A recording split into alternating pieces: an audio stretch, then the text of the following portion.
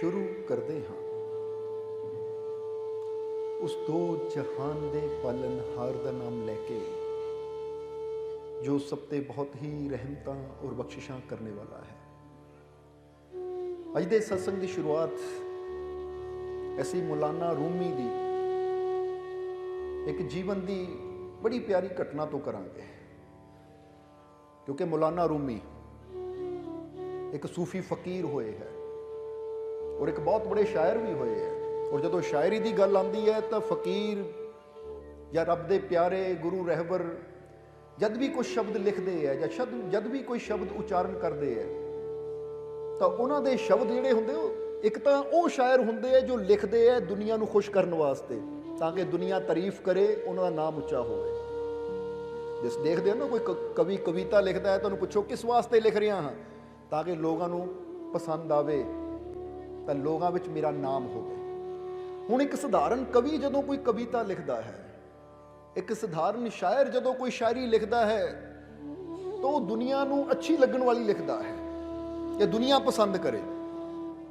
पर जदों कोई संत फकीर कोई कलाम लिखता है या कोई शब्द उच्चारण करता है तो वो ये परवाह नहीं करता कि दुनिया नूं अच्छी लगती है नहीं।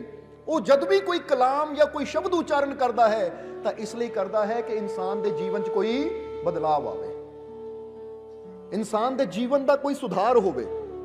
और कई बार उन्होंने वचन ऐसे होंगे है कि जिस तरह होंदा है ना कि कोई बंदा बीमार होवे तो कुछ दुआवां ऐसियां होंदियां जिहड़ियां खाण नूं बड़ियां कड़वियां होंदियां है, कौड़ियां होंदियां है, पर उन्होंने असर बहुत ज़्यादा होंदा है। क्योंकि जदों कड़वी दवाई अंदर जाती है तो इंसान के कई रोग, कई बीमारियां, कई तकलीफां नूं दूर कर दिंदी है। इसलिए तो आयुर्वेद के अंदर लिखिया जाता है, आयुर्वेद एक शास्त्र है, कहते ना देसी दवाइयां जिन्होंने आयुर्वेद कह दिता जाता है। वो शास्त्र के अंदर लिखिया है कि गुड़ और शहद नूं छड्ड के जिन्नियां मिठियां चीज़ां वो तेरे वास्ते जहर है। जरा ध्यान देना, क्योंकि इत्थे हैल्थ बारे भी समझना है, सेहत बारे भी समझना है। आयुर्वेद दसदा है कि जिन्नियां गुड़ और शहद नूं छड्ड के जिन्नियां भी मिठियां चीज़ां हो रहे ना वो तेरे वास्ते जहर है। यानी वो मिठी चीज़ जो गुड़ और शहद तो इलावा है, अगर तू लैंदा है तो किते ना किते तेरे शरीर नूं नुकसान पहुंचाती है। और सप दे जहर नूं छड्ड के जिन्नियां कड़वियां चीज़ां है वो तेरे वास्ते फायदेमंद है। ये आयुर्वेद दे विच एक लाइन लिखी हुई है। हुण इंसान कहता निम कितनी कड़वी हुंदी है, पर निम दे कई फायदे ये शरीर नूं हुंदे है। आंवला कितना कसैला हुंदा है, पर आंवले नूं तो संजीवनी बूटी कहा जाता है कि अगर इंसान सवेरे सवेरे खाली पेट आंवले का सेवन करता है तो कहते उहदे बाल भी काले रहिंदे है, वो जल्दी बुढ़ापा भी नेड़े नहीं आता, उहदी इम्यूनिटी सिस्टम इन्ना वध जाता है कि छोट मोटियां बीमारियां का उत्ते कोई असर हुंदा नहीं है। हुण कुछ चीज़ां ऐसी क्यों दस रहे हैं कि सानू ये समझ होनी चाहिए है कि जिस तरह कुछ कड़वे कसैलियां चीज़ां ऐसियां होंदियां जो साडे जीवन वास्ते बहुत ही फायदेमंद होंदियां है, इसी तरह कुछ मिठे शब्द ऐसे होंदे है, कुछ मिठियां चीज़ें ऐसियां होंदियां जो साडे जीवन वास्ते जहर का काम करदियां है। हुण यही गल लागू हुंदी है गुरुआं रहबरां संतां दी वाणी ते, क्योंकि कोई कुछ शब्द जिद्दां बुल्ले शाह ने कहा सच कहां ते भांबड़ मचदा, झूठ कहां ते कुछ नहीं बचदा। वो कहंदे जे सच दसदी आ गल इन्हां मुल्ला पंडितां नूं तां फिर भांबड़ मचदा है। क्योंकि कोई कहता है मक्के रब है, कोई कहता मस्जिद अंदर रब है, कोई कहता मंदिरां च रब है, तो बुल्ले शाह ने तो गल ही साफ करती। वो कहते ना रब मक्के च मिलिया, ना रब मंदिरां च मिलिया, ना रब मस्जिद च मिलिया। रब जदों मिलिया तो नीयत नूं, कल्ब नूं, नफ्स नूं साफ करके अपने अंदरों मिलिया। इसलिए उन्होंने कह दिता कि जे रब नूं पाना है तो तेनों मस्जिदां च जाण दी लोड़ नहीं, मंदिरां च जाण दी लोड़ नहीं, अपने नफ्स नूं, नफ्स कह दिंदे अपने मन नूं, अपने मन नूं साफ करने की जरूरत है, अपने दिल नूं साफ करने की जरूरत है कि जद भी परमात्मा मिलता है तो हिरदा साफ होवे फिर ही मिलता है। मैला मन लैके तू किते भी चला जा, तेनों परमात्मा की झलक नहीं मिलेगी। तो अपने हिरदे नूं साफ करके तू जिथे बैठ के उन्होंने याद करेगा उत्थे ही परमात्मा का जलवा तेरे सामने होएगा, यानी उत्थे ही उन्होंने पा लेगा।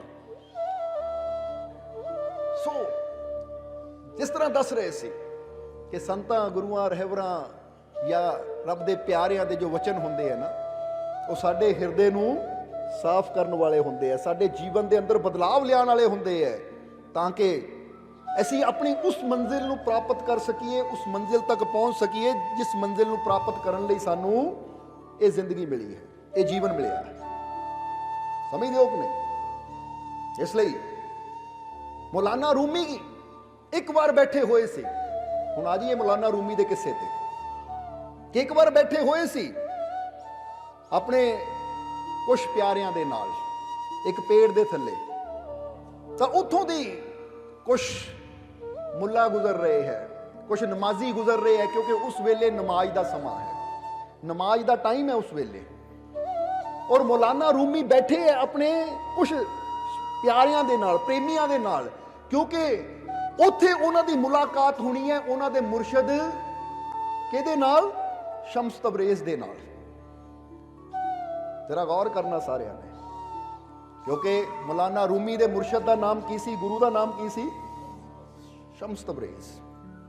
ਹੁਣ ਮੌਲਾਨਾ ਰੂਮੀ ਨੂੰ ਜਦੋਂ ਬੈਠਾ ਦੇਖਿਆ ਤਾਂ ਮੌਲਾਨਾ ਰੂਮੀ ਉਸ ਨਗਰ ਦੇ ਜੋ ਬਾਦਸ਼ਾਹ ਸੀ, ਉਸ ਬਾਦਸ਼ਾਹ ਦੇ ਬਹੁਤ ਬੜੇ ਕਰਮਚਾਰੀ ਸੀ, ਯਾਨੀ ਉਹਨਾਂ ਦੇ ਦਰਬਾਰ 'ਚ ਕੰਮ ਕਰਦੇ ਸੀ, ਇਸ ਲਈ ਉਹਨਾਂ ਦਾ ਬੜਾ ਨਾਮ ਸੀ।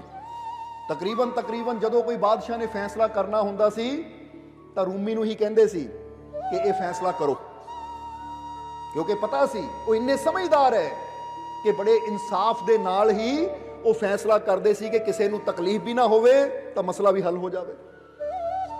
ਹੁਣ ਉਹਨਾਂ ਦੀ ਖਿਆਤੀ ਯਾਨੀ ਉਹਨਾਂ ਦਾ ਨਾਮ ਦੂਰ ਦੂਰ ਤੱਕ ਫੈਲਿਆ ਸੀ।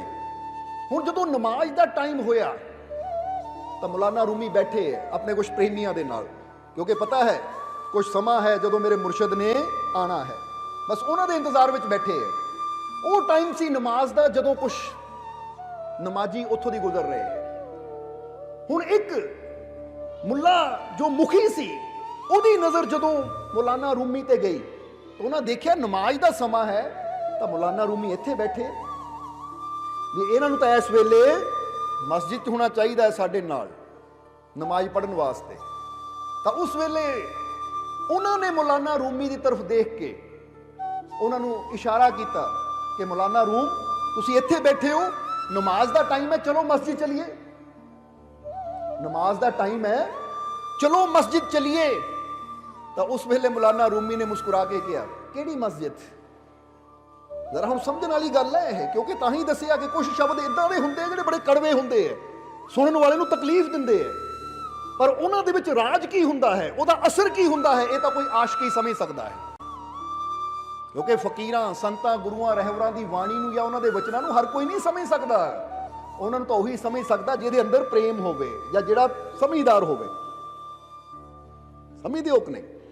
ਕਿਉਂਕਿ ਹਰ ਇਨਸਾਨ ਦੀ ਇੱਕ ਸਮਝ, ਜਰਾ ਧਿਆਨ ਦੇਣ ਵਾਲੀ ਗੱਲ ਹੈ, ਇਹਨੂੰ ਅੱਛੀ ਤਰ੍ਹਾਂ ਯਾਦ ਰੱਖਣਾ ਤੁਸੀਂ, ਕਿ ਹਰ ਇਨਸਾਨ ਦੀ ਸਮਝ ਦੀ ਇੱਕ ਸੀਮਾ ਹੁੰਦੀ ਹੈ, ਕਿਉਂਕਿ ਹਰ ਇਨਸਾਨ ਦੀ ਸਮਝ ਦਾ ਇੱਕ ਦਾਇਰਾ ਹੁੰਦਾ ਹੈ।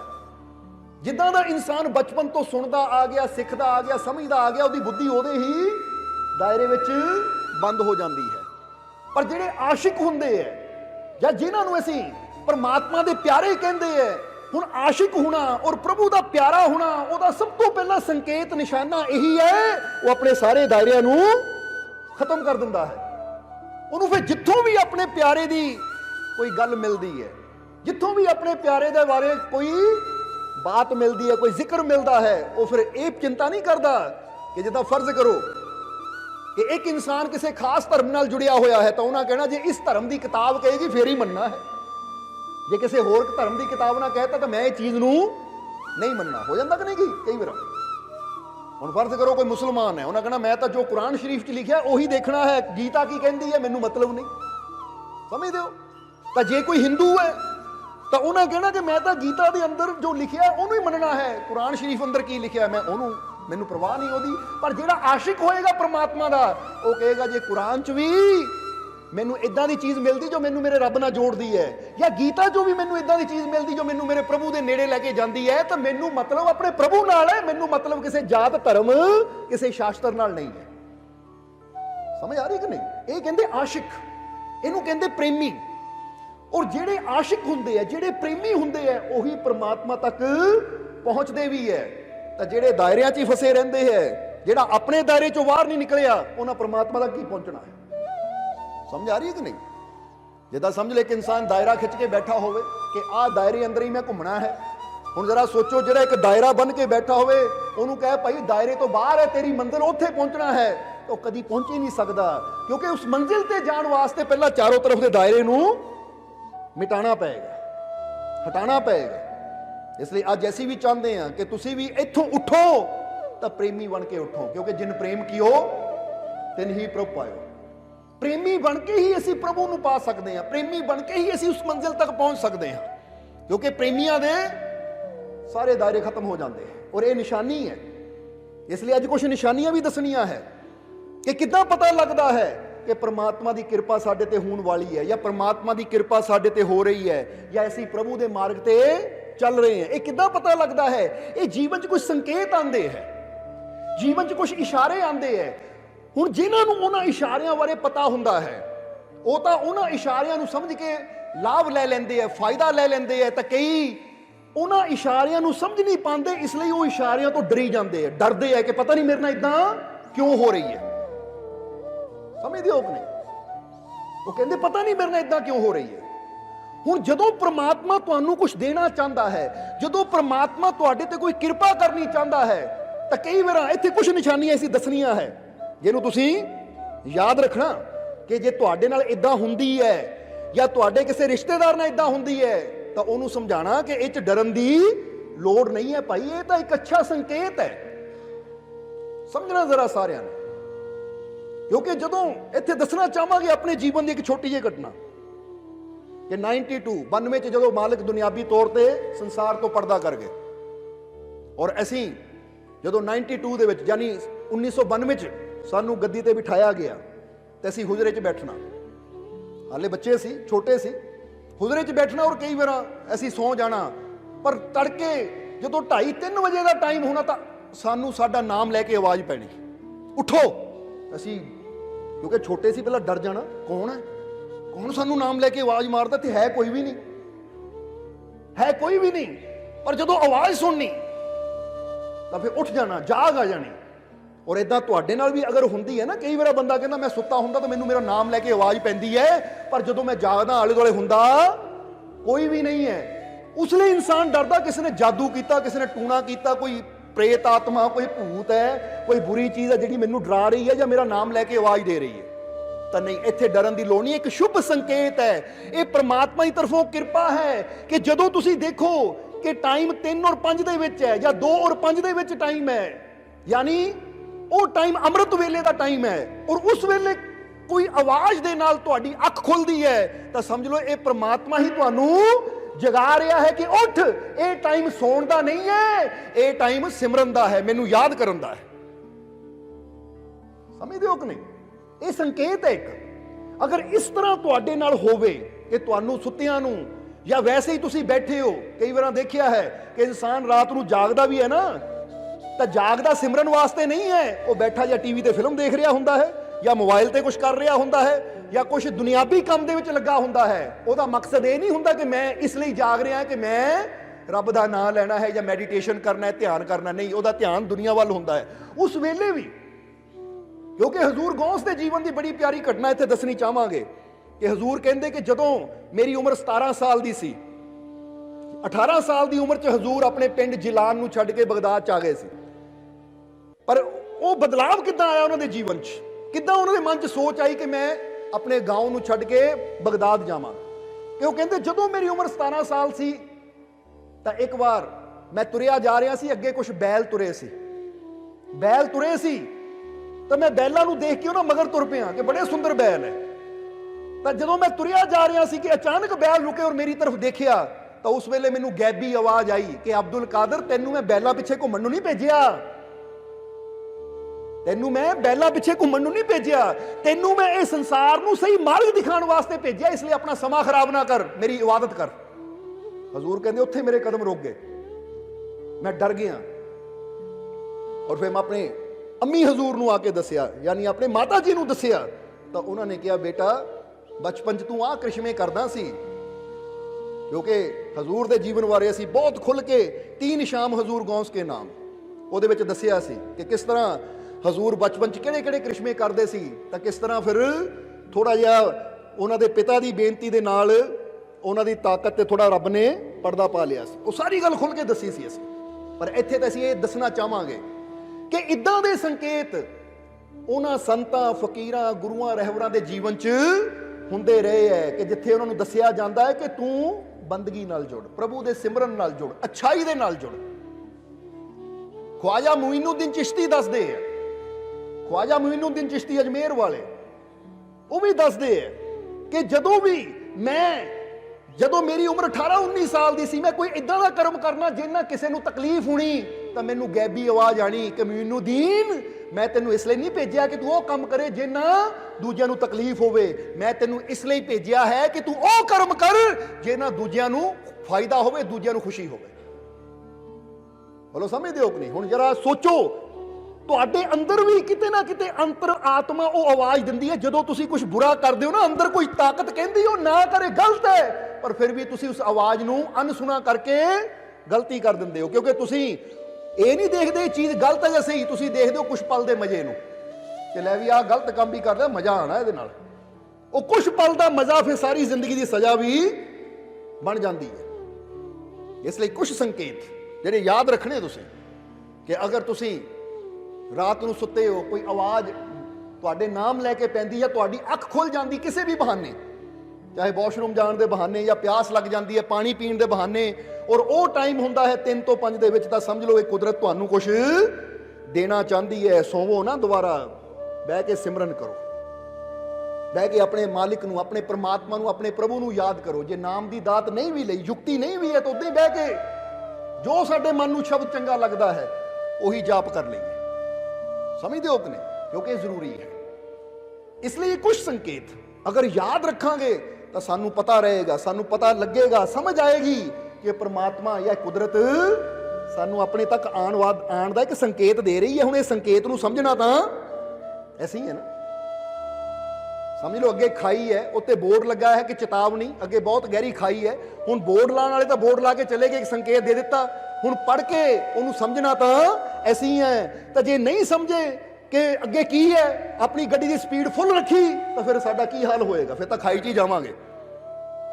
ਇਸੇ ਤਰ੍ਹਾਂ ਕੁਦਰਤ ਵੀ ਸਾਨੂੰ ਇਸ਼ਾਰੇ ਦਿੰਦੀ ਹੈ, ਔਰ ਉਹਨਾਂ ਇਸ਼ਾਰਿਆਂ ਨੂੰ ਸਮਝ ਕੇ ਅਸੀਂ ਆਪਣੇ ਜੀਵਨ ਨੂੰ ਬੜੀ ਆਸਾਨੀ ਦੇ ਨਾਲ ਉਸ ਮਾਰਗ ਤੇ ਚਲਾ ਸਕਦੇ ਹਾਂ ਜਿਸ ਮਾਰਗ ਤੇ ਚੱਲ ਕੇ ਸਾਡਾ ਫਾਇਦਾ ਹੈ, ਜਿਸ ਮਾਰਗ ਤੇ ਚੱਲਣ ਨਾਲ ਸਾਡੇ ਜੀਵਨ 'ਚ ਖੁਸ਼ੀਆਂ ਆਉਣਗੀਆਂ, ਸਾਡੇ ਜੀਵਨ 'ਚ ਆਨੰਦ ਆਏਗਾ, ਸਾਡੇ ਜੀਵਨ 'ਚ ਸ਼ਾਂਤੀ ਆਏਗੀ। ਤੁਹਾਡੇ 'ਚ ਹੁੰਦਾ ਕਦੀ ਕਿਸੇ ਨੂੰ ਇਦਾਂ? ਬੰਦਾ ਕਹਿੰਦਾ ਮੈਨੂੰ ਆਵਾਜ਼ ਪੈਂਦੀ ਹੈ, ਜਾਗ ਆ ਜਾਂਦੀ ਹੈ। ਜਰਾ ਸਮਝਣਾ, ਕਿਉਂਕਿ ਸਾਡੇ ਕੋਲ ਬਹੁਤ ਇਦਾਂ ਦੀਆਂ ਫਰਿਆਦਾਂ ਆਉਂਦੀਆਂ ਹੈ ਕਿ ਮਾਲਕੋ ਰਾਤ ਨੂੰ ਆਵਾਜ਼ ਸੁਣਦੀ ਹੈ ਪਰ ਹੁੰਦਾ ਕੋਈ ਵੀ ਨਹੀਂ, ਬੜਾ ਡਰ ਜਾਈਦਾ ਅਸੀਂ, ਮੁੜ ਕੇ ਫਿਰ ਨੀਂਦ ਨਹੀਂ ਆਉਂਦੀ। ਹੁਣ ਜਰਾ ਸਮਝਣਾ, ਮੁੜ ਕੇ ਨੀਂਦ ਨਹੀਂ ਆਉਂਦੀ, ਤਾਂ ਫਿਰ ਇਹ ਨੀਂਦ ਨਹੀਂ ਆਉਂਦੀ, ਇਹਨੂੰ ਸਹੀ ਉਪਯੋਗ ਕਰ, ਸਿਮਰਨ ਦੇ ਨਾਲ ਜੁੜ, ਧਿਆਨ ਦੇ ਨਾਲ ਜੁੜ, ਆਪਣੇ ਮਾਲਿਕ ਦਾ ਧਿਆਨ ਕਰ। ਸਮਝਦੇ ਹੋ ਕਿ ਨਹੀਂ? ਇਸ ਲਈ ਇਹ ਚੀਜ਼ ਯਾਦ ਰੱਖਣੀ ਹੈ। ਔਰ ਪ੍ਰਮਾਤਮਾ ਦੀ ਕਿਰਪਾ ਸਾਡੇ ਤੇ ਹੁੰਦੀ ਹੈ, ਉਹਦੀ ਰਹਿਮਤ ਸਾਡੇ ਤੇ ਹੁੰਦੀ ਹੈ, ਅਸੀਂ ਕਿੱਦਾਂ ਨੇੜੇ ਉਹਦੇ ਜਾਂਦੇ ਹਾਂ। ਤੇ ਇੱਕ ਗੱਲ ਇਹ ਵੀ ਯਾਦ ਰੱਖੋ, ਇਹ ਵੀ ਇੱਕ ਨਿਸ਼ਾਨੀ ਹੈ ਕਿ ਕਿੱਦਾਂ ਪਤਾ ਲੱਗ ਸਕਦਾ ਕਿ ਇਨਸਾਨ ਪ੍ਰਮਾਤਮਾ ਦੇ ਨੇੜੇ ਜਾ ਰਿਹਾ ਹੈ। ਤਾਂ ਉਹਦੇ ਸ਼ਬਦਾਂ ਨੂੰ ਦੇਖੋ, ਜਿੱਦਾਂ ਇੱਥੇ ਦੱਸਣਾ ਚਾਹਾਂਗੇ ਕਿ ਨਿਸ਼ਪਾਪ ਸ਼ਬਦ, ਸਮਝਦੇ ਹੋ ਕਿ ਨਹੀਂ? ਕਿ ਜਿਹੜੇ ਇਨਸਾਨ ਪ੍ਰਭੂ ਦੇ ਨੇੜੇ ਜਿੱਦਾਂ ਜਿੱਦਾਂ ਹੁੰਦੇ ਚਲੇ ਜਾਣਗੇ, ਉਹਨਾਂ ਦੇ ਜਿਹੜੇ ਸ਼ਬਦ ਹੈ ਨਿਸ਼ਪਾਪ ਹੁੰਦੇ ਚਲੇ ਜਾਣਗੇ। ਇੱਥੇ ਅਸੀਂ ਕਹਿਣਾ ਚਾਹਾਂਗੇ ਨਿਸ਼ਪਾਪ ਸ਼ਬਦ। ਕਿਉਂ? ਕਿਉਂਕਿ ਬਹੁਤ ਸ਼ਬਦ, ਬਹੁਤ ਬੋਲ ਸਾਡੇ ਐਸੇ ਹੁੰਦੇ ਆ ਜਿਹੜੇ ਦੂਜਿਆਂ ਨੂੰ ਤਕਲੀਫ ਦਿੰਦੇ ਆ। ਜਦੋਂ ਉਹ ਬੋਲ ਦੂਜਿਆਂ ਨੂੰ ਤਕਲੀਫ ਦਿੰਦੇ ਤਾਂ ਤੁਹਾਡੇ ਬੋਲ ਕਿਹੜਾ ਕਰਮ ਕਰ ਰਹੇ ਆ? ਤੁਹਾਡੇ ਸਿਰ ਉਹ ਪਾਪਾਂ ਦਾ ਬੋਝ ਵਧਾ ਰਹੇ ਆ। ਯਾਨੀ ਸਮਝ ਲਓ, ਜਦੋਂ ਤੁਸੀਂ ਕੁਝ ਬੁਰਾ ਬੋਲਦੇ ਹੋ ਤਾਂ ਤੁਹਾਡਾ ਇੱਕ ਪਾਪ ਗਿਣਿਆ ਜਾਂਦਾ ਹੈ। ਹੁਣ ਬਹੁਤ ਸ਼ਬਦ ਐਸੇ ਬੋਲ ਸਕਦੇ ਆ ਜਿਹੜੇ ਨਿਸ਼ਪਾਪ ਸ਼ਬਦ ਦਾ ਮਤਲਬ ਹੁੰਦਾ ਹੈ ਕਿ ਮੈਂ ਜੋ ਵੀ ਬੋਲਣਾ ਹੈ ਇਹਦੇ 'ਚ ਕਿਸੇ ਦਾ ਬੁਰਾ ਨਾ ਹੋਵੇ, ਇਹ 'ਚ ਕਿਸੇ ਨੂੰ ਤਕਲੀਫ ਨਾ ਹੋਵੇ, ਤਾਂ ਫਿਰ ਉਹਨਾਂ ਨੂੰ ਅਸੀਂ ਕਹਿ ਸਕਦੇ ਹਾਂ ਨਿਸ਼ਪਾਪ ਸ਼ਬਦ। ਕਿ ਇਹ ਮੇਰੇ ਸ਼ਬਦਾਂ ਤੋਂ ਕਿਸੇ ਨੂੰ ਕੋਈ ਤਕਲੀਫ ਨਹੀਂ ਹੁੰਦੀ, ਇਹ ਮੇਰੇ ਸ਼ਬਦਾਂ ਚੋਂ ਕਿਸੇ ਦਾ ਦਿਲ ਨਹੀਂ ਦੁਖਦਾ। ਕਿਉਂਕਿ ਇਹ ਗੱਲ ਵੀ ਯਾਦ ਰੱਖਣਾ ਹਮੇਸ਼ਾ, ਇੱਥੇ ਇੱਕ ਰਾਜੇ ਔਰ ਗੁਲਾਮ ਦੀ ਸਾਨੂੰ ਜੀਵਨ ਦੀ ਘਟਨਾ ਯਾਦ ਆ ਗਈ। ਇੱਕ ਰਾਜੇ ਨੇ ਇੱਕ ਦਿਨ ਗੁਲਾਮ ਖਰੀਦਿਆ। ਹੁਣ ਜਦੋਂ ਗੁਲਾਮ ਖਰੀਦਿਆ ਤਾਂ ਵੇਚਣ ਵਾਲੇ ਨੇ ਦੱਸਿਆ ਕਿ ਮਹਾਰਾਜ ਇਹ ਗੁਲਾਮ ਬੜਾ ਬੁੱਧੀਮਾਨ ਹੈ, ਬੜਾ ਅਕਲਮੰਦ ਹੈ, ਇਹ ਗੁਲਾਮ ਬੜਾ बुद्धिमान है, बहुत अकलमंद है। तो उसले राजे ने मन च सोचिया कि गुलाम की अकलमंदी की परीक्षा लैके देखा, इम्तिहान लैके देखा कि अकल किन्नी है। हुण उस बादशाह ने उस गुलाम का इम्तिहान किदां लिया? एक बकरे नूं बुला लिया, सभा के अंदर बकरे नूं खड़ा कर दिता और कोल ही गुलाम खड़ा है।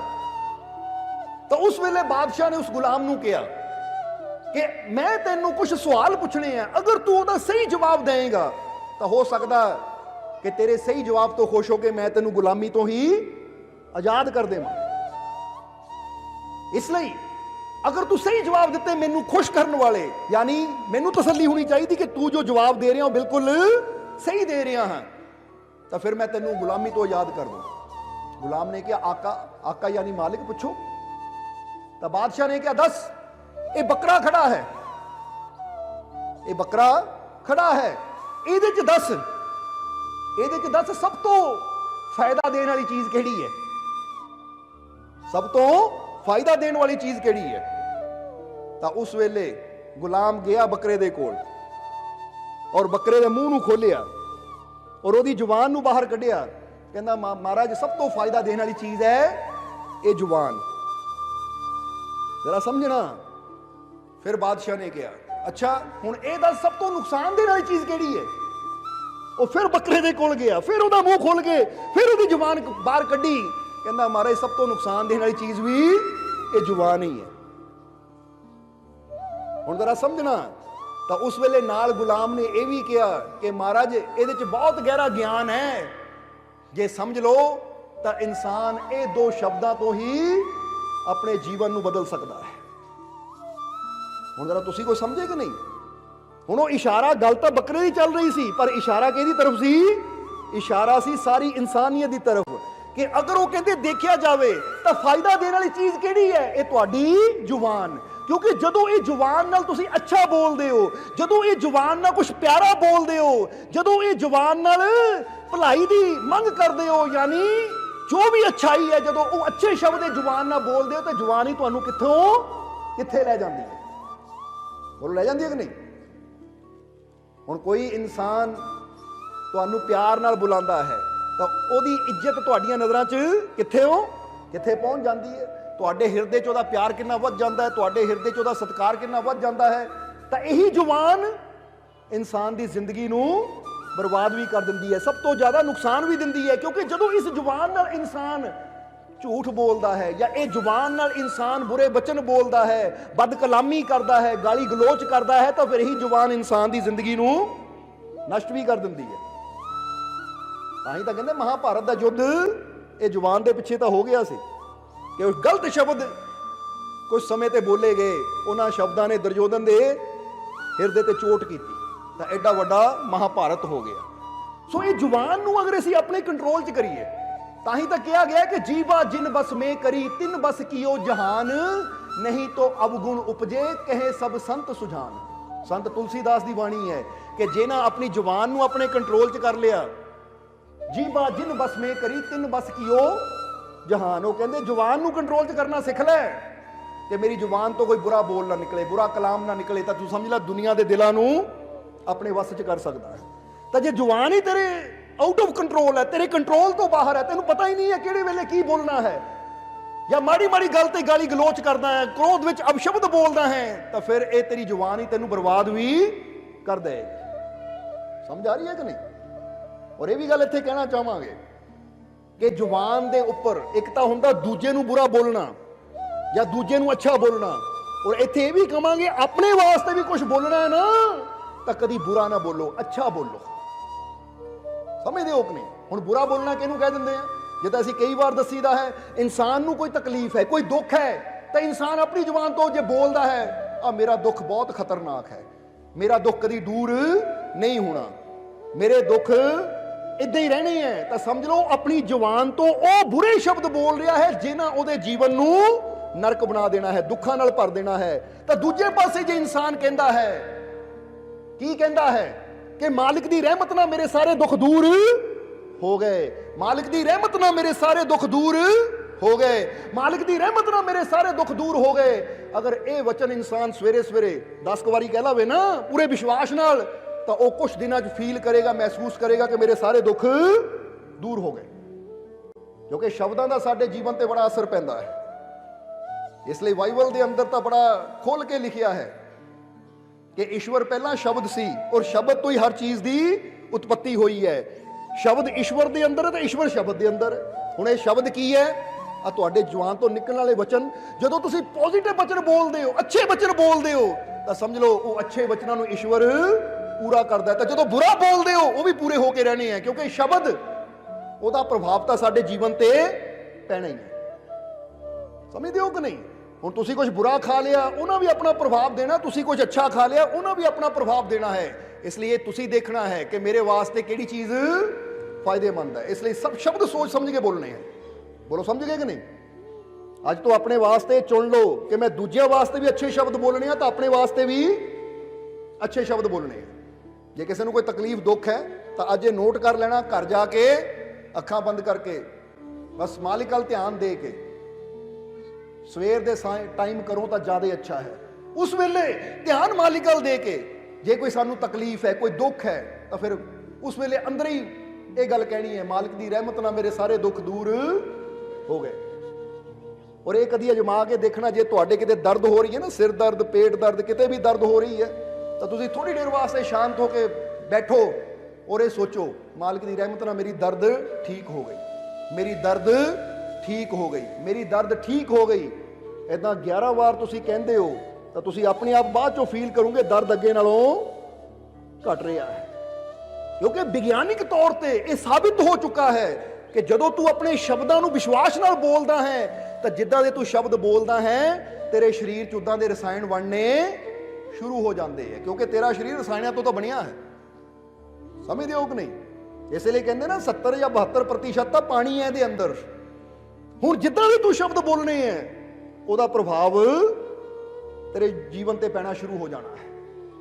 ਇਸ ਲਈ ਇੱਧਰ ਜਦੋਂ ਬਾਦਸ਼ਾਹ ਨੇ ਗੁਲਾਮ ਦੀ ਗੱਲ ਸੁਣੀ ਤਾਂ ਬੜਾ ਖੁਸ਼ ਹੋਇਆ ਬਾਦਸ਼ਾਹ।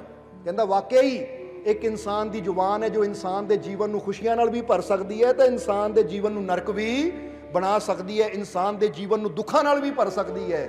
ਇਸ ਲਈ ਬਾਦਸ਼ਾਹ ਨੇ ਖੁਸ਼ ਹੋ ਕੇ ਉਹਨੂੰ ਗੁਲਾਮੀ ਤੋਂ ਆਜ਼ਾਦ ਕੀਤਾ ਔਰ ਉਹਦੇ ਨਾਲ ਨਾਲ ਉਹਨੂੰ ਆਪਣੇ ਦਰਬਾਰ ਵਿੱਚ ਸਲਾਹਕਾਰ ਵੀ ਬਣਾ ਲਿਆ ਕਿ ਜਦੋਂ ਵੀ ਕੋਈ ਫੈਸਲਾ ਲੈਣਾ ਤਾਂ ਇਹ ਸਮਝਦਾਰ ਹੈ, ਇਹਦੀ ਸਲਾਹ ਨਾਲ ਲਵਾਂਗੇ। ਯਾਨੀ ਉਹਦੀ ਬੁੱਧੀ ਨੇ, ਉਹਦੀ ਸਹੀ ਸਮਝ ਨੇ ਉਹਨੂੰ ਗੁਲਾਮੀ ਤੋਂ ਵੀ ਛੁਡਵਾਇਆ ਔਰ ਉਹਨੂੰ ਉੱਚੀ ਪਦਵੀ ਵੀ ਦੇ ਦਿੱਤੀ। ਇसी तरह समझ सब दे अंदर है। परमात्मा जिसनों भी दुनिया ते भेजदा है, अच्छी समझ दे के भेजदा है, ज्ञान दे के भेजदा है, पर कोई इंसान उस समझ का सही उपयोग करता है तो कोई इंसान अपनी उस समझ का गलत उपयोग करके अपने जीवन च दुख, परेशानियां, चिंतावां खड़ियां कर लेंदा है। इसलिए एक गल तुहानूं कहांगे कि परमात्मा ने सानू ये सोचण दी शक्ति इसलिए नहीं दिती कि हर वेले चिंता करी जाइए। परमात्मा ने सानू सोचण दी शक्ति इसलिए दिती कि अगर तेरे जीवन च कोई मुश्किल आ जावे तो तू मुश्किल चों निकलण दा रास्ता तलाश करे, ना कि टेंशन लेके चिंता करके निराश होके बैठ जावे। समझना जरा सारे ने, क्योंकि जीवन के हर मोड़ पर मुश्किलें खड़ी हैं। जीवन के हर मोड़ पर मुश्किलें खड़ी हैं, मगर जीतता तो वही है जिसकी सोच बड़ी है। कि जित ओदी हमेशा हुंदी है जिहदी सोच बड़ी हुंदी है। बड़ी सोच का मतलब की है? एक हुंदा कि सामने मुश्किल आई तो देख के डर गए, और दूसरे पासे इंसान की सोच इन्नी बड़ी हुंदी है कि मैं इस मुश्किल की तकलीफ की परवाह नहीं करना, क्योंकि मेरे अंदरों शक्ति बैठी है जेड़ी ये तकलीफ तो बहुत बड़ी है, इस मुश्किल तो बहुत बड़ी है, और मैनू यकीन है ये मुश्किल खत्म होएगी और मैं कामयाब सफल होऊंगा और अपनी मंजिल नू जरूर हासिल करूंगा। यदि ऐसी बड़ी सोच हुंदी है फिर ओदे सामने आने वाली बड़ियां बड़ियां तकलीफां, बड़े बड़े दुख भी छोटे हो जाते हैं। समझते हो कि नहीं? और इधर आ जाइए मौलाना रूमी दे जीवन की घटना ते कि जिस वेले उस मुल्ला जी ने कहा कि मौलाना रूम तुसी इत्थे बैठे हो, नमाज का समा है, चलो मस्जिद। तो मौलाना रूमी ने कहा केड़ी मस्जिद, केड़ी मस्जिद? तो उस वेले वो नमाजी बड़े सुन के हैरान हुए कि इन्ने समझदार अकलमंद मौलाना रूम पूछ रहे केड़ी मस्जिद। तो उसलिए उन्होंने कहा ਐ ਮੌਲਾਨਾ ਰੂਮ, ਇਹ ਕਿਸ ਤਰ੍ਹਾਂ ਦਾ ਜਵਾਬ ਹੈ? ਕਿਹੜੀ ਮਸਜਿਦ? ਉਹ ਮਸਜਿਦ ਜਿੱਥੇ ਖੁਦਾ ਵਸਦਾ ਹੈ, ਉਹ ਮਸਜਿਦ। ਤਾਂ ਉਸ ਵੇਲੇ ਮੌਲਾਨਾ ਰੂਮੀ ਨੇ ਆਪਣੀ ਸ਼ਾਇਰੀ ਦੇ ਅੰਦਰ ਜੋ ਫਾਰਸੀ ਚ ਬੋਲਿਆ ਸੀ, ਇੱਥੇ ਅਸੀਂ ਹਿੰਦੀ ਚ ਦੱਸਾਂਗੇ ਜੋ ਉਹਨਾਂ ਨੇ ਕਿਹਾ ਸੀ, ਕਿ ਮੌਲਾਨਾ ਰੂਮੀ ਕਹਿੰਦੇ, जरा ध्यान देना, है जे बस इमारत हकीकत यही है जे बस इमारत हकीकत यही है, सरवरों के दिल के सिवा कोई मस्जिद नहीं है। सरवर कह दिंदे है मुर्शद नूं, गुरु नूं, पीर नूं, या उन्हां नूं कि जेड़े सब नूं खुशियां देण वाले। जिद्दां कहंदे ने सरोवर हुंदा है, ਸਰਵਰ ਦਾ ਮਤਲਬ ਤਲਾਬ ਵੀ ਕਿਹਾ ਜਾਂਦਾ ਹੈ, ਸਰੋਵਰ ਵੀ ਕਿਹਾ ਜਾਂਦਾ, ਜਿੱਥੋਂ ਜਾ ਕੇ ਹਜ਼ਾਰਾਂ ਆਪਣੀ ਪਿਆਸ ਮਿਟਾਉਂਦੇ ਹੈ।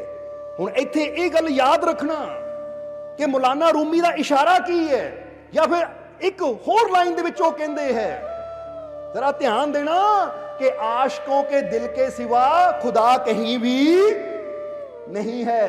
ਕਿ ਜੇ ਖੁਦਾ ਨੂੰ ਪਾਣਾ ਹੈ, ਉਹ ਕਹਿੰਦੇ ਖੁਦਾ ਆਸ਼ਕਾਂ ਦੇ ਦਿਲ 'ਚ ਰਹਿੰਦਾ ਹੈ, ਜਿਹੜੇ ਉਹਦੇ ਨਾਲ ਇਸ਼ਕ ਕਰਨਾ ਸਿੱਖ ਗਏ, ਉੱਥੇ ਹੈ ਖੁਦਾ। ਤਾਂ ਜੇ ਤੂੰ ਸੋਚੇ ਖੁਦਾ ਕਿਤੇ ਮਸਜਿਦ 'ਚ ਮਿਲ ਜਾਏਗਾ ਤਾਂ ਉਹ ਤੇ ਕੀ ਇਮਾਰਤ ਹੈ, ਉੱਥੇ ਰੱਬ ਨਹੀਂ ਮਿਲਣਾ।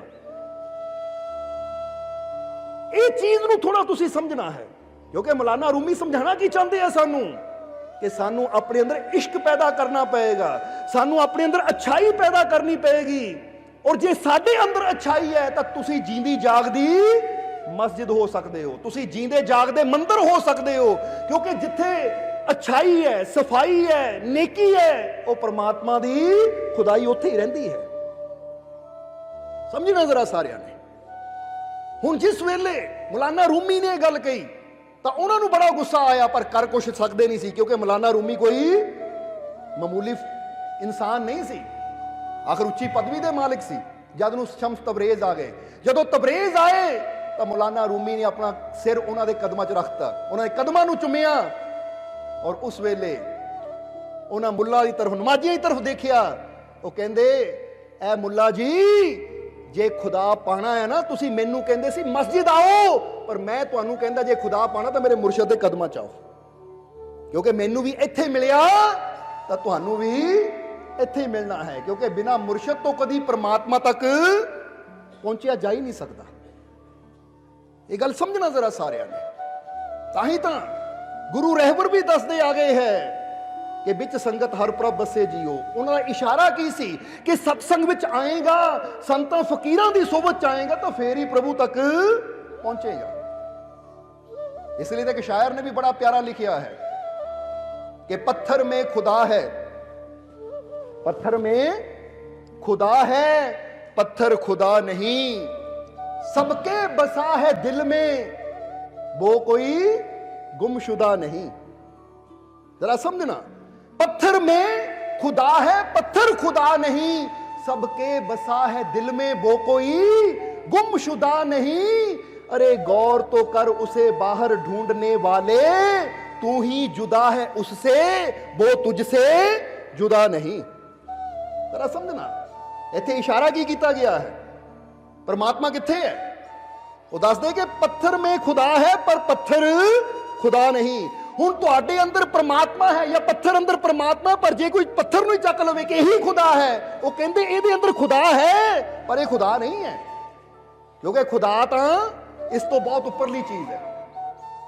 समझते हो कि नहीं? जिद्दां कोई दीवे नूं खाली दीवे नूं पकड़ के कहे यही प्रकाश है, तो ठीक है, दीवे दे नाल ही प्रकाश जुड़िया होया है, पर प्रकाश इस तो बहुत ऊपर है, इस तो बहुत अलग है।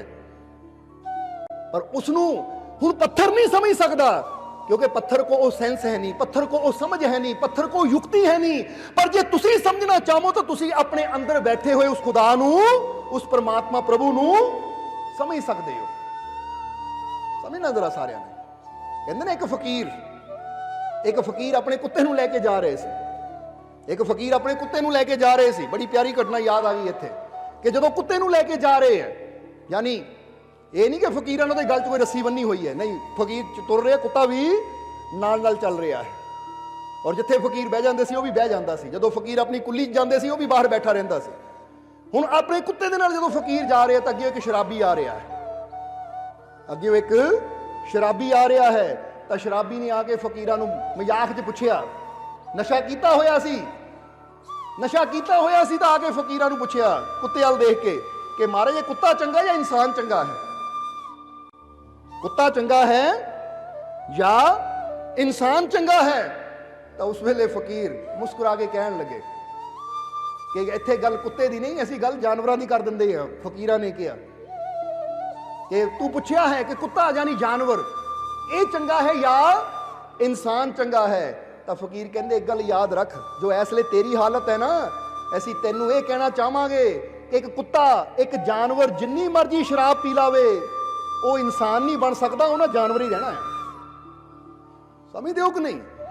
ਇੱਕ ਕੁੱਤਾ ਹੋਵੇ ਚਾਹੇ ਕੋਈ ਜਾਨਵਰ ਹੋਵੇ, ਉਹਨੂੰ ਜਿੰਨੀ ਮਰਜ਼ੀ ਸ਼ਰਾਬ ਪਿਲਾ ਦਿਓ ਉਹ ਇਨਸਾਨ ਨਹੀਂ ਬਣ ਸਕਦਾ, ਉਹਨਾਂ ਜਾਨਵਰ ਦਾ ਜਾਨਵਰ ਹੀ ਰਹਿਣਾ ਹੈ। ਪਰ ਇੱਕ ਇਨਸਾਨ ਜਦੋਂ 2 ਪੈਗ ਪੀ ਲੈਂਦਾ ਹੈ, 2 ਗਲਾਸ ਪੀ ਲੈਂਦਾ ਹੈ, ਤਾਂ ਉਹ ਇਨਸਾਨ ਤੋਂ ਜਾਨਵਰ ਜ਼ਰੂਰ ਬਣ ਸਕਦਾ ਹੈ। ਯਾਨੀ ਜਦੋਂ ਇਨਸਾਨ ਨਸ਼ਾ ਕਰਦਾ ਹੈ ਤਾਂ ਇਨਸਾਨ ਜਾਨਵਰ ਜ਼ਰੂਰ ਬਣ ਸਕਦਾ ਹੈ। ਕਹਿੰਦੇ ਫਰਕ ਹੈ ਇੱਕ ਇਨਸਾਨ ਅੰਦਰ, ਇੱਕ ਜਾਨਵਰ ਅੰਦਰ, ਕਿ ਜਾਨਵਰ ਆਪਣੀ ਸਟੇਜ ਤੋਂ ਨਾ ਉੱਪਰ ਜਾ ਸਕਦਾ ਨਾ ਥੱਲੇ ਗਿਰ ਸਕਦਾ ਹੈ, ਪਰ ਇਨਸਾਨ ਉਸ ਸਟੇਜ ਤੇ ਹੈ ਜਿੱਥੇ ਥੱਲੇ ਵੀ ਗਿਰ ਸਕਦਾ ਹੈ ਤੇ ਉੱਪਰ ਵੀ ਜਾ ਸਕਦਾ ਹੈ। ਕਿ ਜੇ ਤਾਂ ਇਨਸਾਨ ਤੇਰੇ ਵਾਂਗੂ ਨਸ਼ਾ ਕਰਨ ਵਾਲਾ ਹੈ ਫਿਰ ਤਾਂ ਕੁੱਤੇ ਨਾਲੋਂ ਮਾੜਾ ਹੀ ਹੈ, ਕਿਉਂਕਿ ਫਿਰ ਤਾਂ ਕੁੱਤਾ ਚੰਗਾ। ਤੂੰ ਪੁੱਛ ਰਿਹਾ ਇਨਸਾਨ ਚੰਗਾ ਜਾਂ ਕੁੱਤਾ ਚੰਗਾ?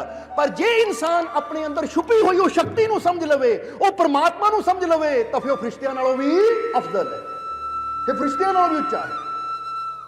ਸਮਝ ਆ ਰਹੀ ਹੈ ਕਿ ਨਹੀਂ?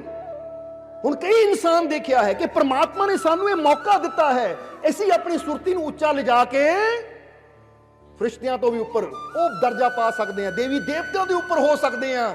ਉਹ ਦੇਵੀ ਦੇਵਤਿਆਂ ਦੇ ਉੱਪਰ ਦਾ ਦਰਜਾ ਕਿਹੜਾ ਹੈ? ਇਨਸਾਨ ਪਰਮਾਤਮਾ 'ਚ ਲੀਨ ਹੋ ਕੇ ਉਹਦਾ ਰੂਪ ਹੋ ਸਕਦਾ ਹੈ।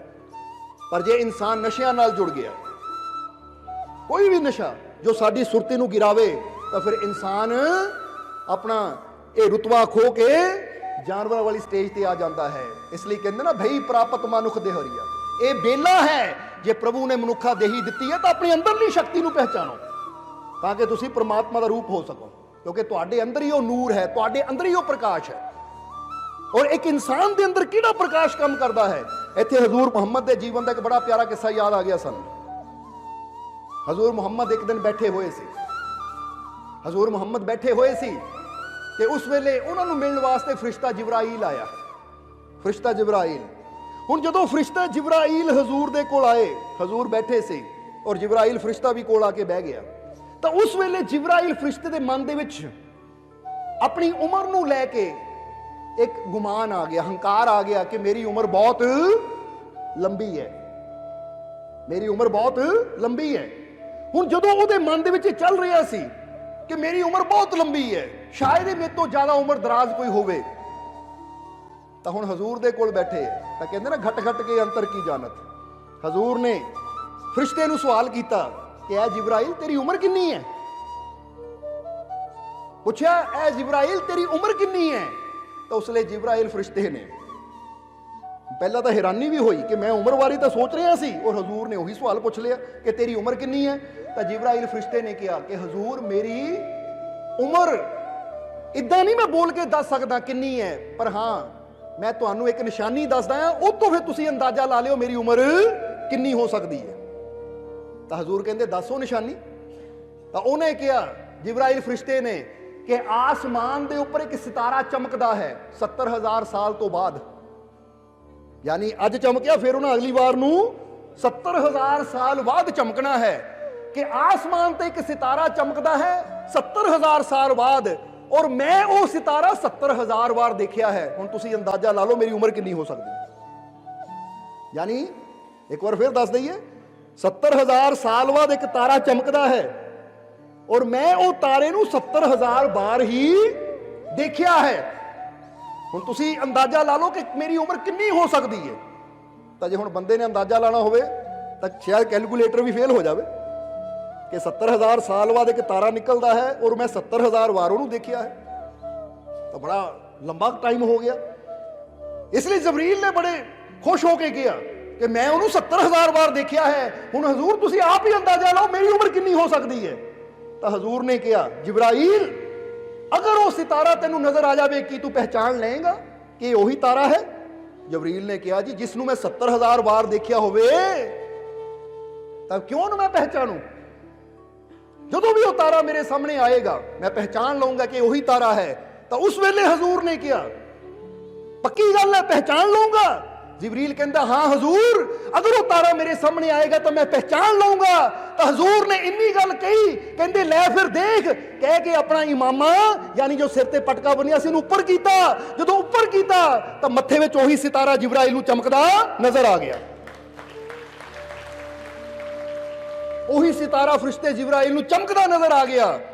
तो जो तारा नजर आया तो वह सारा हंकार सारा गुमान खत्म हो गया कि जिस तारे नूं 70,000 वार देखण दा मैं गुमान लैके बैठा सी, इन्हां दे अंदर तो ये तो आप ही वो सितारा है, इन्हां दे अंदर तो आप ही वो नूर जगमगा रहा है। फिर जबरील दा वो मान टुटिया। तो फिर उन्हें जानिया कि पीरां फकीरां दा पैगंबरां अवतारां दा रुतबा रब दे घर च बहुत ही उच्चा हुंदा है। समझदे हो कि नहीं? इसलिए उस परमात्मा ने, उस प्रभु ने जो इंसान के अंदर रखिया है वो चीज, जिस तरह पहला असीं दसिया ना गुरु की कहते हैं कि ए देही नूं पाण वास्ते देवी देवता भी तरसदे है। जा देही को सिमर ही देव, सो देही भज हर की सेव। कि ए देही नूं पाण वास्ते देवता भी तरसदे है कि सानू ये मनुखा यूनी मिले ताकि असीं अपने ओ रूह असली जिसने परमात्मा ने सानू पैदा किया असीं अपने ओ मालिक नूं जान के ਉਹਨੂੰ ਸਮਝ ਕੇ ਆਪਣੇ ਜੀਵਨ ਨੂੰ ਸਫਲ ਬਣਾ ਸਕੀਏ। ਇਸ ਲਈ ਸਮਝੋ ਕਿ ਤੁਸੀਂ ਕਮਜ਼ੋਰ ਨਹੀਂ ਹੋ। ਇੱਥੇ ਫਿਰ ਇਹ ਗੱਲ ਦੁਹਰਾਣੀ ਚਾਹਾਂਗੇ, ਤੁਸੀਂ ਕਮਜ਼ੋਰ ਨਹੀਂ ਹੋ, ਤੁਸੀਂ ਬਹੁਤ ਸ਼ਕਤੀਸ਼ਾਲੀ ਹੋ। ਤੁਹਾਡੇ ਅੰਦਰ ਉਹ ਸ਼ਕਤੀਸ਼ਾਲੀ ਪਰਮਾਤਮਾ ਦਾ ਨੂਰ ਆਪਣਾ ਕੰਮ ਕਰ ਰਿਹਾ ਹੈ। ਤੁਹਾਡੇ ਅੰਦਰ ਉਹ ਸ਼ਕਤੀਸ਼ਾਲੀ ਪਰਮਾਤਮਾ ਬੈਠਾ ਹੋਇਆ ਹੈ, ਬਸ ਜ਼ਰੂਰਤ ਹੈ ਉਹਨੂੰ ਜਾਣਨ ਦੀ। ਇਸ ਲਈ ਦੁਨੀਆ ਦਾ ਤੁਸੀਂ ਸਭ ਕੁਝ ਜਾਣ ਵੀ ਲਓ ਤਾਂ ਤੁਹਾਨੂੰ ਸੰਤੁਸ਼ਟੀ ਨਹੀਂ ਮਿਲਣੀ ਜਦ ਤੱਕ ਤੁਸੀਂ ਆਪਣੇ ਅੰਦਰ ਬੈਠੇ ਉਹ परमात्मा नहीं जानते।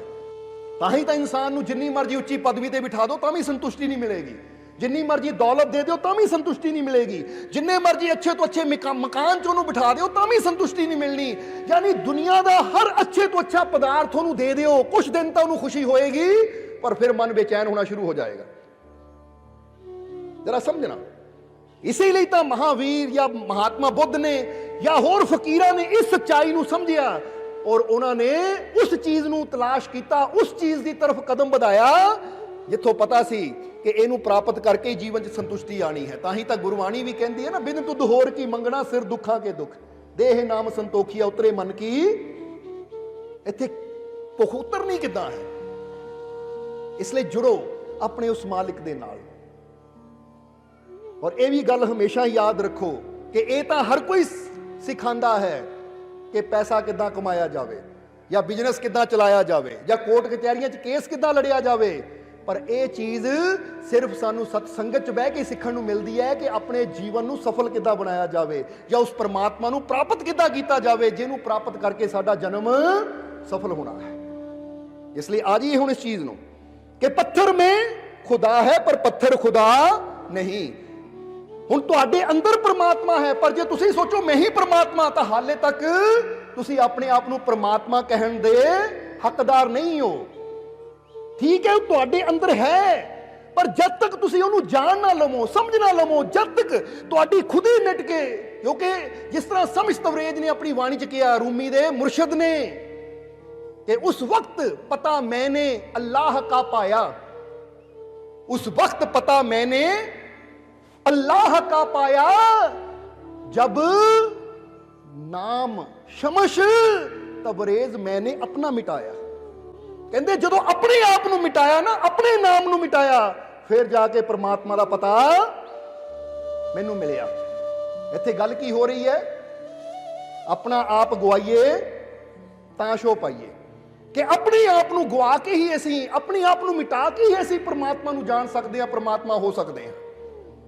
इसलिए जीवन दे विच थोड़ा टाइम कढ़िया करो अपनी उस शक्ति दे नाल जुड़न वास्ते, अपने अंदर बैठे हो परमात्मा नाल जुड़न वास्ते। क्योंकि जदों तुसीं अपने अंदर बैठी हो शक्ति नूं जान लिया, अपने अंदर बैठे हो परमात्मा प्रभु नूं जान लिया, तो फिर समझ लो कि तुहाडे जीवन च ओ आनंद ओ खुशियां आ जाणगियां कि तुहाडे जीवन दियां अज जो तकलीफां तुहानूं बड़ियां बड़ियां नज़र आ रही हैं, अज जो परेशानियां तुहानूं बड़ियां बड़ियां नज़र आ रही हैं, ये सारियां परेशानियां होणगियां तो जरूर पर तुहानूं इन्हां दी कोई परवाह नहीं रह जाएगी। ਕਿਉਂਕਿ ਤੁਹਾਡੀ ਸੁਰਤੀ, ਤੁਹਾਡੀ ਸੋਚ, ਤੁਹਾਡੀ ਅਵਸਥਾ ਇੰਨੀ ਬੜੀ ਚਲੀ ਜਾਏਗੀ। ਜਿੱਦਾਂ ਅਸੀਂ ਕਈ ਵਾਰ ਦੱਸੀਦਾ ਨਾ ਕਿ ਇੱਕ ਬੱਚਾ ਹੈ, ਉਹਦੇ ਸਾਹਮਣੇ 50 ਕਿਲੋ ਦਾ ਵਜਨ ਰੱਖਿਆ ਤਾਂ ਬਹੁਤ ਬੜਾ ਹੈ, ਪਰ ਫਿਰ ਬੱਚਾ ਉਸ ਅਵਸਥਾ ਤੱਕ ਪਹੁੰਚ ਜਾਂਦਾ ਜਿੱਥੇ ਉਹਦੀ ਪਾਵਰ, ਉਹਦੀ ਸ਼ਕਤੀ ਇੰਨੀ ਵੱਧ ਜਾਂਦੀ ਹੈ ਕਿ ਫਿਰ ਉਹਦੇ ਵਾਸਤੇ 50 ਕਿਲੋ ਚੱਕਣਾ ਇੱਕ ਹੱਥ ਦਾ ਖੇਲ ਹੋ ਜਾਂਦਾ ਹੈ। ਇਸੇ ਤਰ੍ਹਾਂ ਅੱਜ ਦੁੱਖਾਂ ਦਾ ਵਜਨ ਬੜਾ ਲੱਗਦਾ ਹੈ ਕਿ ਮੈਂ ਇਹ ਦੁੱਖਾਂ ਦਾ ਵਜਨ ਨਹੀਂ ਚੱਕ ਸਕਦਾ, ਮੈਂ ਇਹ ਦੁੱਖਾਂ ਨੂੰ ਸਹਿ ਨਹੀਂ ਸਕਦਾ। ਪਰ ਜਦੋਂ ਇਨਸਾਨ ਉਹ ਸ਼ਕਤੀਸ਼ਾਲੀ ਪ੍ਰਮਾਤਮਾ ਦੇ ਨਾਲ ਜੁੜ ਜਾਂਦਾ ਹੈ ਤਾਂ ਫਿਰ ਇਨਸਾਨ ਅੰਦਰ ਉਹ ਤਾਕਤ ਆ ਜਾਂਦੀ ਹੈ ਕਿ ਜਿੱਦਾਂ ਇੱਕ ਫਕੀਰ ਨੂੰ ਕਿਸੇ ਨੇ ਪੁੱਛਿਆ ਜਾ ਕੇ, ਕਿਉਂਕਿ ਉਹ ਫਕੀਰ ਰੱਬ ਦੀ ਮਸਤੀ ਵਿੱਚ ਮਸਤ ਰਹਿਣ ਵਾਲੇ, ਉਹਨਾਂ ਨੂੰ ਕਿਸੇ ਨੇ ਪੁੱਛਿਆ ਜਾ ਕੇ ਕਿ ਮਹਾਰਾਜ ਫਕੀਰਾਂ ਦੇ ਜੀਵਨ 'ਚ ਇੰਨੇ ਕਸ਼ਟ ਆਏ, ਇੰਨੀਆਂ ਤਕਲੀਫਾਂ ਆਈਆਂ, ਮਨਸੂਰ ਵਰਗਿਆਂ ਦੇ ਹੱਥ ਪੈਰ ਕੱਟ ਕੇ ਉਹਨਾਂ ਨੂੰ ਸੂਲੀ ਚੜਾਇਆ ਗਿਆ, ਉਹ ਫਿਰ ਵੀ ਮੁਸਕਰਾਉਂਦੇ ਰਹੇ, ਉਹਨਾਂ ਨੂੰ ਉਫ ਤੱਕ ਨਹੀਂ ਕੀਤੀ ਕਿ ਇੰਨੀ ਤਕਲੀਫ, ਇੰਨਾ ਦਰਦ ਕਿੱਦਾਂ ਉਹ ਬਰਦਾਸ਼ਤ ਕਰਦੇ ਹੈ। ਇਨਸਾਨ ਨੂੰ ਮਾੜੀ ਜਿਹਾ ਦੁੱਖ ਆ ਜਾਵੇ, ਮਾੜੀ ਜਿਹੀ ਤਕਲੀਫ ਆ ਜਾਵੇ ਤਾਂ ਇਨਸਾਨ ਤੋਂ ਬਰਦਾਸ਼ਤ ਨਹੀਂ ਹੁੰਦਾ। ਇਨਸਾਨ ਹਾਏ ਹਾਏ ਕਰਦਾ ਹੈ ਜਾਂ ਕਹਿੰਦਾ ਰੱਬਾ ਇਦਾਂ ਦੇ ਦੁੱਖ ਨਾਲ ਤਾਂ ਮੈਨੂੰ ਚੱਕ ਹੀ ਲੈ। ਇਹ ਕਿਸ ਤਰ੍ਹਾਂ ਹੈ? ਤਾਂ ਉਸ ਵੇਲੇ ਉਹਨਾਂ ਫਕੀਰਾਂ ਨੇ ਉਹਨੂੰ ਕਿਹਾ ਰੁੱਖ ਅਸੀਂ ਹੁਣੇ ਹੀ ਆਏ। ਅੰਦਰੋਂ ਫਕੀਰ ਆਏ, ਮੁੱਠੀ ਬੰਦ ਸੀ ਉਹਨਾਂ ਦੀ। ਉਹਨਾਂ ਨੇ ਉਹਨੂੰ ਕਿਹਾ ਉਹ ਸਾਹਮਣੇ ਘੜੇ 'ਚੋਂ ਪਾਣੀ ਪਾ ਕੇ ਲਿਆ, ਪਿਆਲੇ 'ਚ ਪਾਣੀ ਮੰਗਾਇਆ ਔਰ ਉਹਨਾਂ ਨੇ ਉਹ ਨਮਕ ਮੁੱਠੀ ਪੂਰਾ ਉਹ ਪਿਆਲੇ 'ਚ ਘੋਲ ਦਿੱਤਾ। ਕਹਿੰਦੇ ਹੁਣ ਇਹ ਪਿਆਲੇ ਦਾ ਪਾਣੀ ਪੀ। ਜਦੋਂ ਉਹਨਾਂ ਘੁੱਟ ਭਰਿਆ ਤਾਂ ਹੁਣ ਇੱਕ ਮੁੱਠੀ ਨਮਕ ਇੱਕ ਛੋਟੇ ਜਿਹੇ ਪਿਆਲੇ ਵਿੱਚ ਤਾਂ ਪੂਰਾ ਪਾਣੀ ਕੜਵਾ ਹੋ ਗਿਆ। ਉਹਨਾਂ ਘੁੱਟ ਭਰ ਕੇ ਨਾਲ ਹੀ ਥੁੱਕ ਦਿੱਤਾ। ਕਹਿੰਦਾ ਮਹਾਰਾਜ ਇਹ ਤਾਂ ਕੋੜਾ ਹੀ ਬੜਾ ਹੈ, ਕੜਵਾ ਹੀ ਬੜਾ ਹੈ, ਤਿੱਖਾ ਹੀ ਬੜਾ ਹੈ, ਅੰਦਰ ਨਿਗਾਣਾ ਮੁਸ਼ਕਿਲ ਹੈ। ਹੁਣ ਫਕੀਰ ਕਹਿੰਦੇ ਚੱਲ ਸਾਡੇ ਨਾਲ। ਫਿਰ ਫਕੀਰਾਂ ਨੇ ਮੁੱਠੀ 'ਚ ਨਮਕ ਲਿਆ, ਕਹਿੰਦੇ ਚੱਲ ਸਾਡੇ ਨਾਲ।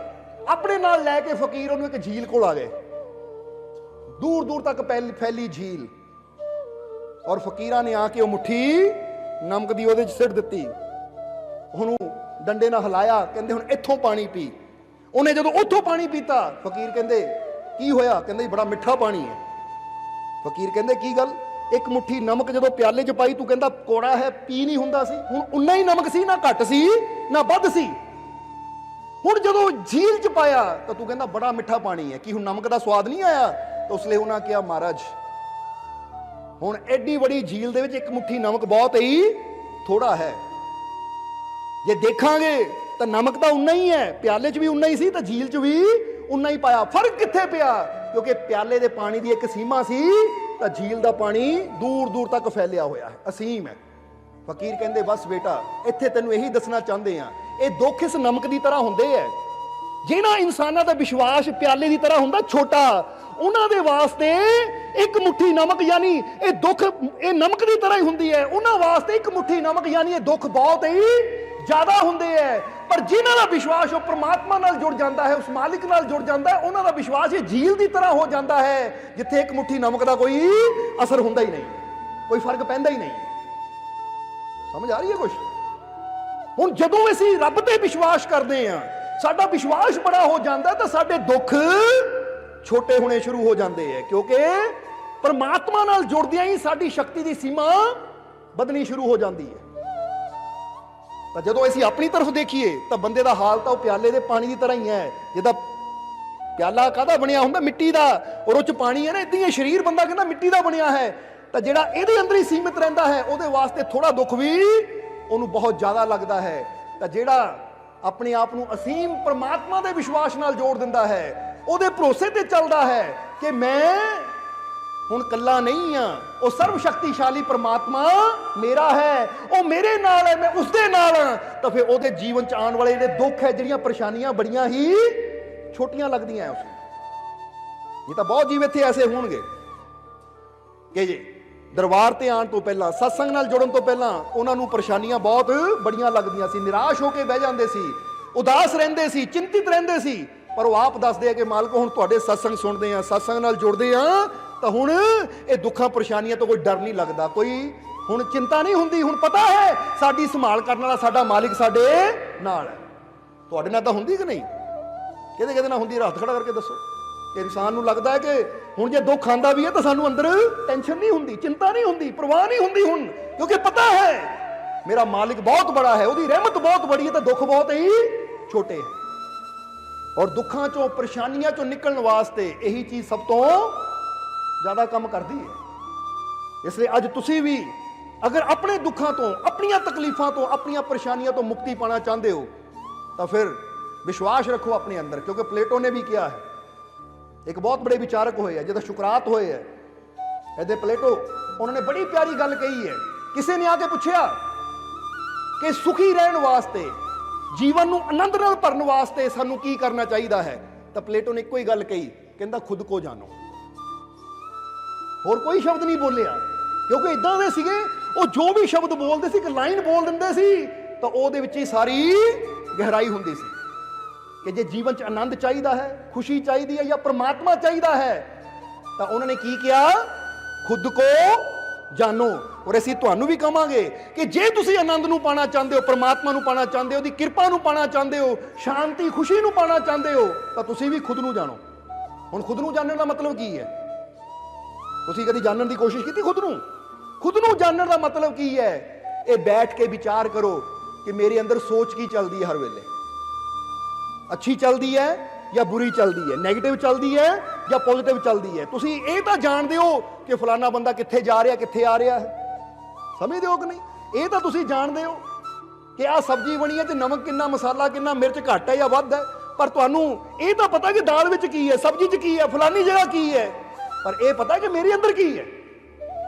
पहला खुद नूं जानो, क्योंकि जे शांति चाहिए, आनंद चाहिए, तो सब तो पहली चीज जो जाननी है वो ये है कि असीं ये जानिए कि मेरे अंदर विचार किदां दे चलदे, जिथों सारी चीज शुरुआत हुंदी है। किदां दे विचार चलदे तुहाडे अंदर? अगर तुहाडे अंदर बुरे विचार चलदे है, हर वेले चिंता वाले विचार चलदे है, तो समझ लो फिर तुसीं जीवन च दुखी हो, निराश हो, परेशान हो। इसलिए हुण जरूरत है जे जीवन च आनंद चाहिए तो अपने विचारां नूं की करना है, बदलना है। इसलिए अपने आप ना वचन करो कि जदों भी मैनू लगे मेरे अंदर निराशा के विचार चलते हैं, तो मैं उन्होंने आशा के विचारों च बदलना है। समझते हो कि नहीं?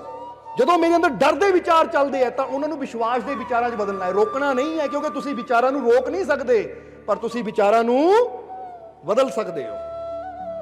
बोलो समझते हो कि नहीं? इसलिए असीं तो तुहानूं इत्थे तक कहांगे कि समझ लो कि तुहाडी जिंदगी एक किताब की तरह है। बोलो समझते हो कि नहीं? जिंदगी किदां है? एक किताब की तरह है। हुण ये तुसीं देखना है कि अपनी ये जिंदगी रूपी किताब नूं, किताब नूं अच्छी बनाना है या बुरी बनाना है। समझते हो कि नहीं? क्योंकि इदां समझ लो कि एक किताब हुंदा ना, उहदे बाहर जो रैपर हुंदे है या बाहरले जो पेज हुंदे, यानी बाहर जो दा कवर हुंदा है, वो तो सिर्फ वो किताब का 5 या 7% ही हिस्सा हुंदा है। 95 या 90% तो ਉਹਦੇ अंदर है। और जिद्दां दा ਉਹਦੇ अंदर होएगा, वो किताब वैसी ही गिनी जाएगी। समझते हो कि नहीं? और जे उस किताब दे अंदर बुरा है, तो किताब नूं असीं की गिणांगे? बुरी किताब। जे ਉਹਦੇ अंदर दुखा बारे लिखिया है, तो वो किताब नूं कहांगे दुखा नाल भरी हुई किताब। तो जे वो किताब दे अंदर खुशियां बारे लिखिया है या वो किताब अंदर अच्छा लिखिया है, तो फिर असीं की कहांगे?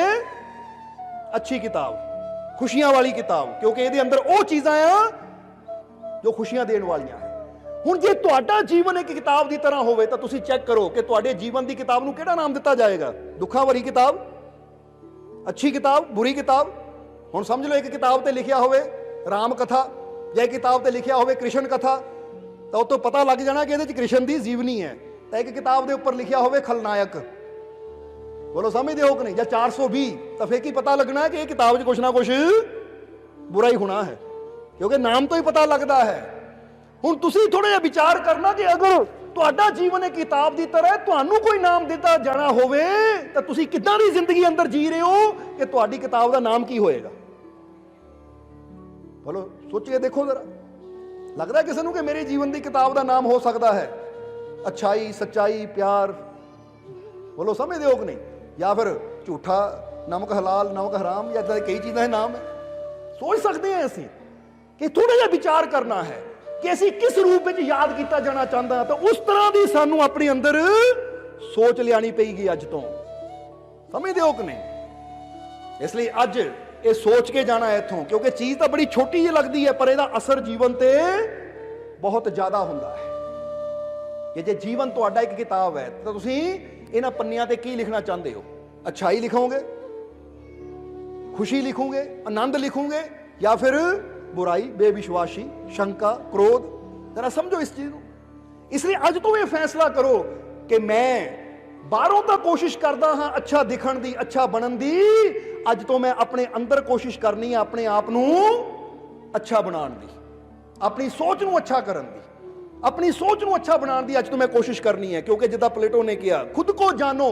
पहली गल ये जानो मैं सोचदा की हाँ, मेरे अंदर अच्छी सोच चलती है या बुरी चलती है। जे बुरी चलती है तो जीवन च खुशी कदी आ ही नहीं सकती, जीवन च परमात्मा कदी आ ही नहीं सकता, जीवन च शांति कदी आ ही नहीं सकती। तो जे सोच अच्छी चलती है तो फिर तेरे जीवन में शांति भी आएगी, परमात्मा भी आएगा, खुशियां भी आएंगियां। क्योंकि अच्छी सोच वो बीज है जो तेरे जीवन च खुशियां लेके आएंगे। और दूसरी चीज देखनी है, खुद को जानो, सोच की चलती है, और फिर ये देखो साडे अंदर भावनावां किहड़ियां है। क्योंकि जैसी साडी सोच हुंदी है उदां दियां साडियां भावनावां हुंदियां है। जिद्दां कहंदे ना भावनावां दा मतलब क्रोध की भावना, नफरत की भावना, प्रेम की भावना। ये कदों आती है? जदों सोच पहला माड़ी हुंदी है, वो आदमी मेरा दुश्मन है। जदों ये सोच आ गई तो भावना किहड़ी आती है? नफरत वाली, क्रोध वाली। जदों देखते हैं कहते वो मेरा प्रेमी तुरिया आ रहा है, तो फिर अंदर भावना किहड़ी आती है? प्यार वाली, अच्छाई वाली। समझदे हो कि नहीं? इसलिए ये चेक करना है कि मेरे अंदर सोच किहड़ी चलती है, मेरी भावनावां कैसियां हैं, और फिर यह भी देखना है कि मेरे शब्द कैसे है, मेरे जुबान तो बोल किदां दे निकलदे, अच्छे या बुरे। और तीसरी चीज ये भी चेक करनी है कि मेरे कर्म किदां दे, मैं कार्य किदां दे करदा, अच्छे करदा है या बुरे करदा है। हुण देखो एक छोटी जी गल दे अंदर उस जीव ने कहा सी मैनू शांति चाहिए है, खुशी चाहिए है, मैनू परमात्मा चाहिए है, दसो किदां मिलेगा? तो उन्होंने कोई गल कही, खुद को जानो। क्योंकि परमात्मा किहनू मिलेगा? जरा सोच के देखो तुसी। परमात्मा उन्होंने ही मिलेगा जिहदे विचार अच्छे होण, जिहदी वाणी अच्छी होवे, जिहदे कर्म अच्छे होण, जिहदियां भावनावां अच्छियां होणगियां। परमात्मा उन्होंने ही मिलेगा ना। हुण तुसी जे तुहानू कोई पूछे रब किद्दां मिलेगा या रब कित्थे मिलेगा, तो तुसी कह दो मंदिर चला जा या मस्जिद चला जा, जंगल चला, रब मिल जाएगा।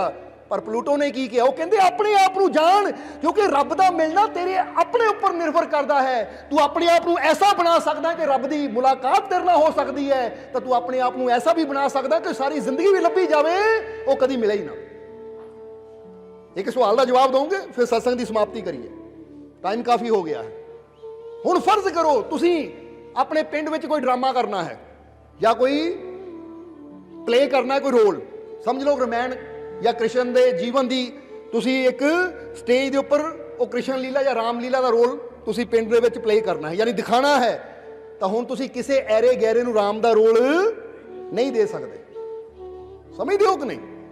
तुसी राम का रोल देण लगे भी देखना है कि अगे बंदा डायलॉग बाजी सही कर लेगा, जे थथला के बोलता है या ये बंदा है ही इदां दा। हुण फर्ज करो उदाहरण तौर पर इदां कह लीए कि हुण इहनूं इदां समझ लो, एक पासे अमिताभ बच्चन खड़ा, दूजे पासे अमरीश पुरी खड़ा है। हुण जे राम का रोल देना हो तो किहनूं जचेगा? जरा सोच के देखो। क्योंकि पता जिहड़ा हीरो वाले चंगे काम करता है, राम का रोल उन्होंने देवांगे तो दुनिया खुश होएगी। जे अमरीश पुरी जे ना बुरे विलन दे, हालांकि वो बुरा नहीं है, बस रोल ही उन्हें फिल्म च बुरे किए है, पर लोगों की नजर छवि की बन गई विलन दी। हुण उन्होंने राम बना दे, मतलब लोगों ने तोड़ फोड़ कर देनी कि अमरीश पुरी नूं राम बना दिता, दुकानां सड़ जाणगियां, दंगे हो जाणगे, ये जिहड़ा विलन है इहनूं राम बना दिता। हो जाएगा कि नहीं इदां? क्योंकि माड़ी माड़ी चीज़ नाल ये फर्क पैंदा है। हुण जे एक नकली राम बनाना होवे तो करैक्टर देखिया जाता है बंदे दा, तो जदों असली राम ने आना होवे तो की वो करैक्टर नहीं देखेगा कि बंदे दा करैक्टर है भी या नहीं, इत्थे जाना है मैं। जवाब समझ आई कि नहीं? ऐसी किसी को कृष्ण का रोल देना होवे नकली, यानी रामलीला करानी, कृष्ण लीला करानी, या किसी को भी उदा किरदार देना है, तो पहले असीं देखते हैं वह चरित्र ठीक भी है कि नहीं, जचेगा नहीं, ये जचेगा भी या नहीं। जे हुण पिंड विच करदा चोरी होवे, करदा ठगियां होवे, तो वह बंदे नूं कदी भी असीं राम या कृष्ण का रोल नहीं देवांगे, कहना लै भी इहदी छवि बुरी बनी हुई है दुनिया की नज़रां 'च। हुण हालांकि पता है नाटक है, इत्थे कोई सच्ची राम नहीं आ रहा, कोई सच्ची कृष्ण नहीं आ रहा, कोई सच्ची भगवान नहीं आ रहा, पर फिर भी देखा जाता है कि भाई राम या कृष्ण का या महात्मा बुद्ध का रोल किसी को देना है तो उन्होंने दईए जिहड़ा करैक्टर चरित्र थोड़ा सही होवे, दुनिया की नज़र च थोड़ी बहुत इज्जत होनी चाहिए है, फिर उन्होंने रोल दईए। हुण असीं एक नाटक का नकली राम बनाने वास्ते, नकली कृष्ण बनाने वास्ते अगले का करैक्टर देखते, अगले चरित्र देखते, बोल बाणी देखते हैं। हुण जरा सोचो, एक बंदे नूं आदत है गल गल नाल गाल कड्ढण दी, हुण उहनूं तुसीं राम या कृष्ण का रोल दे दोगे? कहते भाई डायलॉग बोलता गाली ना कट देवे, फिर भी मसला खराब हो जाना कि कृष्ण गाली कट रहा या राम गाली कट रहा। उत्थे भी देखना है कि बंदे की आवाज प्यारी है, बंदे का करैक्टर प्यारा है, फिर इनू नकली राम का रोल दईए, फिर इनू स्टेज ते वो रोल दईए। हुण इत्थों उम्मीद है कि तुहानू समझ आ गई कोई समझाना की चाहते हैं असी, कि जदों असी किसी नू रोल देण लगियां ये देखते हैं अगले का किरदार किदां दा है, बोल बाणी सही है या नहीं, उठना बैठना सही है या नहीं, फिर असी कहते हाँ ये राम बनन दे लायक है या ये कृष्ण का रोल करन दे लायक है। हालांकि रोल है, कोई सच्चाई नहीं है। तो इत्थे तां गल ही सच्चे रब दी है, सच्चे भगवान दी है, सच्चे परमात्मा दी है। तो भगवान ने भी उन्होंने ही अपना रूप देना है या उहदे अंदर ही प्रगट होना जिथे करैक्टर अच्छा होवे, जिथे बोलबाणी अच्छी होवे, जिथे अच्छाई होवे।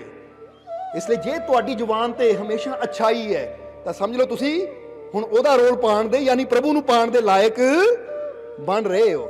जे तुहाडी जुबान तो भला निकलदा है, तुहाडे हिरदे अंदर विश्वास है, सब दे वास्ते प्रेम है, किसी वास्ते नफरत नहीं है, तो ਇਹਦਾ मतलब हुण तुसी इस योग्य हो रहे हो कि परमात्मा तुहानू अपना रूप दे सकता है, परमात्मा तुहाडे जरिए प्रगट हो सकता है।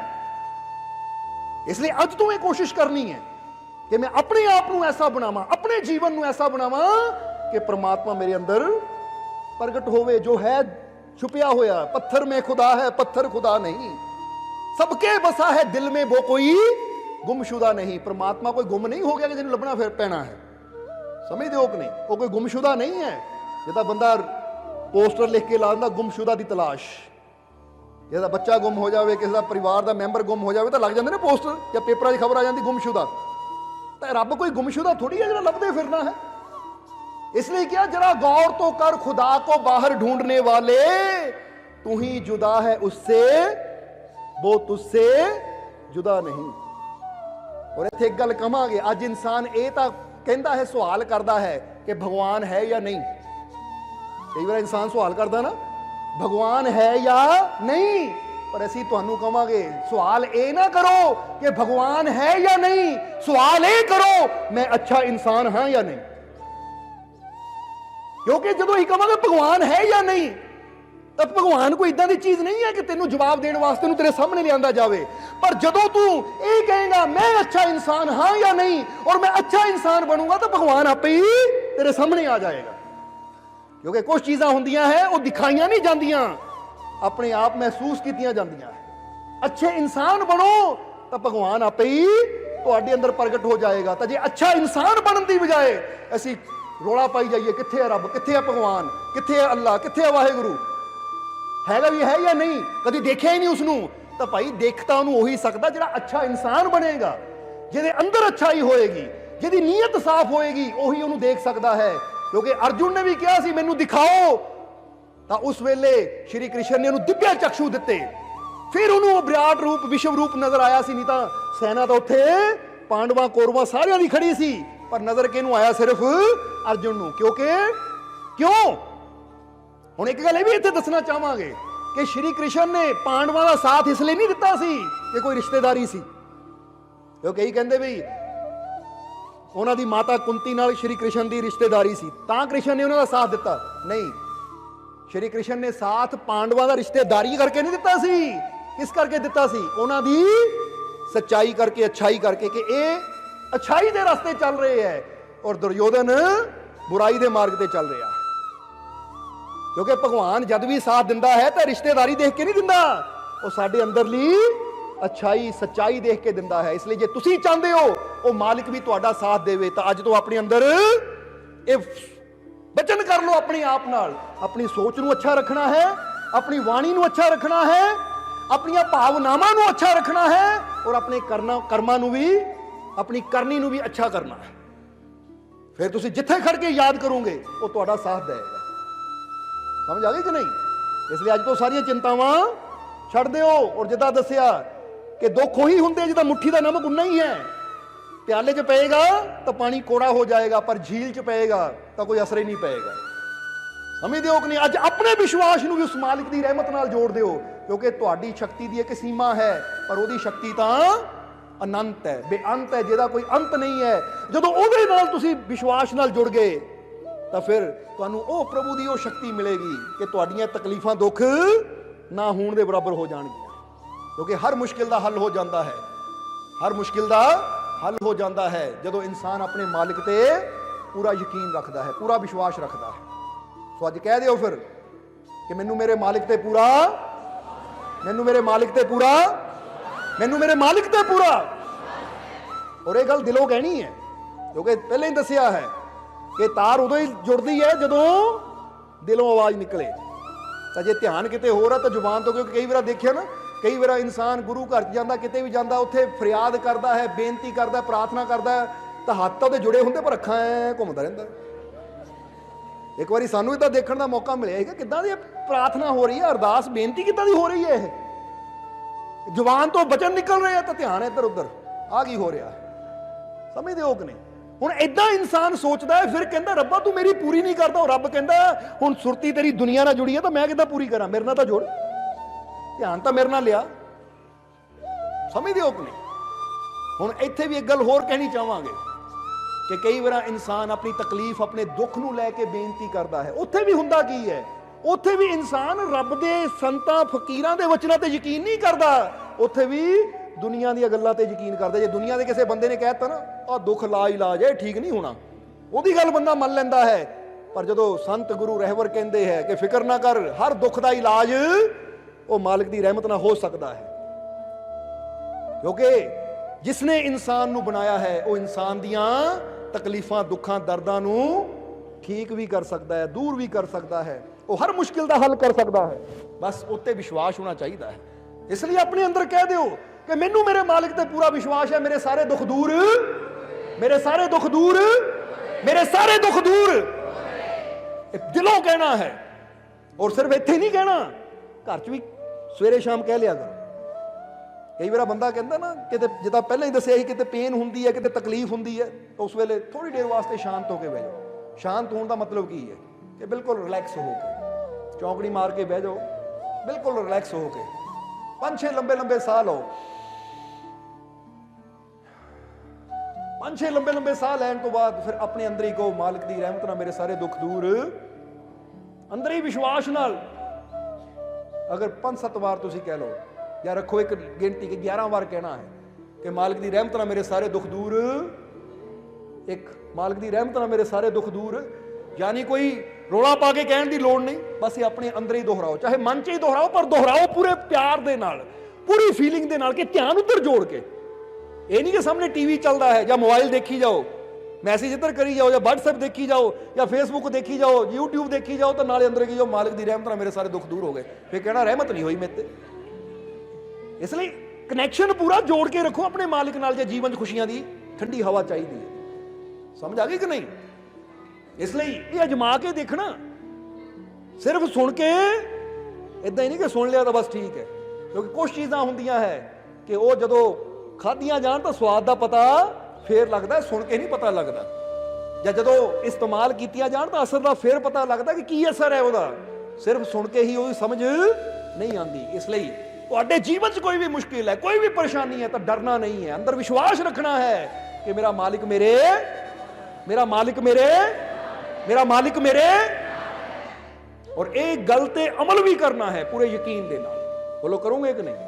ਕਿਉਂਕਿ ਅਸੀਂ ਵੀ ਚਾਹੁੰਦੇ ਹਾਂ ਕਿ ਤੁਹਾਡੇ ਜੀਵਨ 'ਚ ਅਗਰ ਮਾਲਿਕ ਨੇ ਤੁਹਾਨੂੰ ਇਹ ਜ਼ਿੰਦਗੀ ਦਿੱਤੀ ਹੈ, ਜੀਵਨ ਦਿੱਤਾ, ਤਾਂ ਇਹਦੇ 'ਚ ਖੁਸ਼ੀ ਦੇ ਫੁੱਲ ਖਿਲਣੇ ਚਾਹੀਦੇ ਹੈ।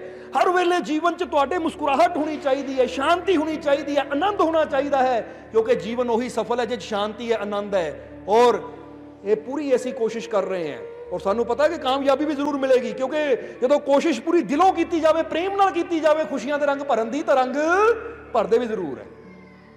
ਇਸ ਲਈ ਅਗਰ ਅੱਜ ਕਿਸੇ ਦੇ ਜੀਵਨ 'ਚ ਥੋੜੀ ਬਹੁਤੀ ਤਕਲੀਫ ਹੈ ਨਾ, ਤਾਂ ਵਿਸ਼ਵਾਸ ਰੱਖਿਓ ਛੱਡਦੇ ਨਹੀਂ ਤੁਹਾਨੂੰ, ਖੁਸ਼ੀਆਂ ਦੀ ਮੰਜ਼ਿਲ ਤੱਕ ਲੈ ਕੇ ਜਾਵਾਂਗੇ ਜ਼ਰੂਰ, ਖੁਸ਼ੀਆਂ ਦੇ ਰੰਗ ਜੀਵਨ 'ਚ ਭਰਾਂਗੇ ਜ਼ਰੂਰ। ਇਹ ਵਿਸ਼ਵਾਸ ਰੱਖਣਾ ਹੈ ਤੁਸੀਂ, ਸਮਝਦੇ ਹੋ ਕਿ?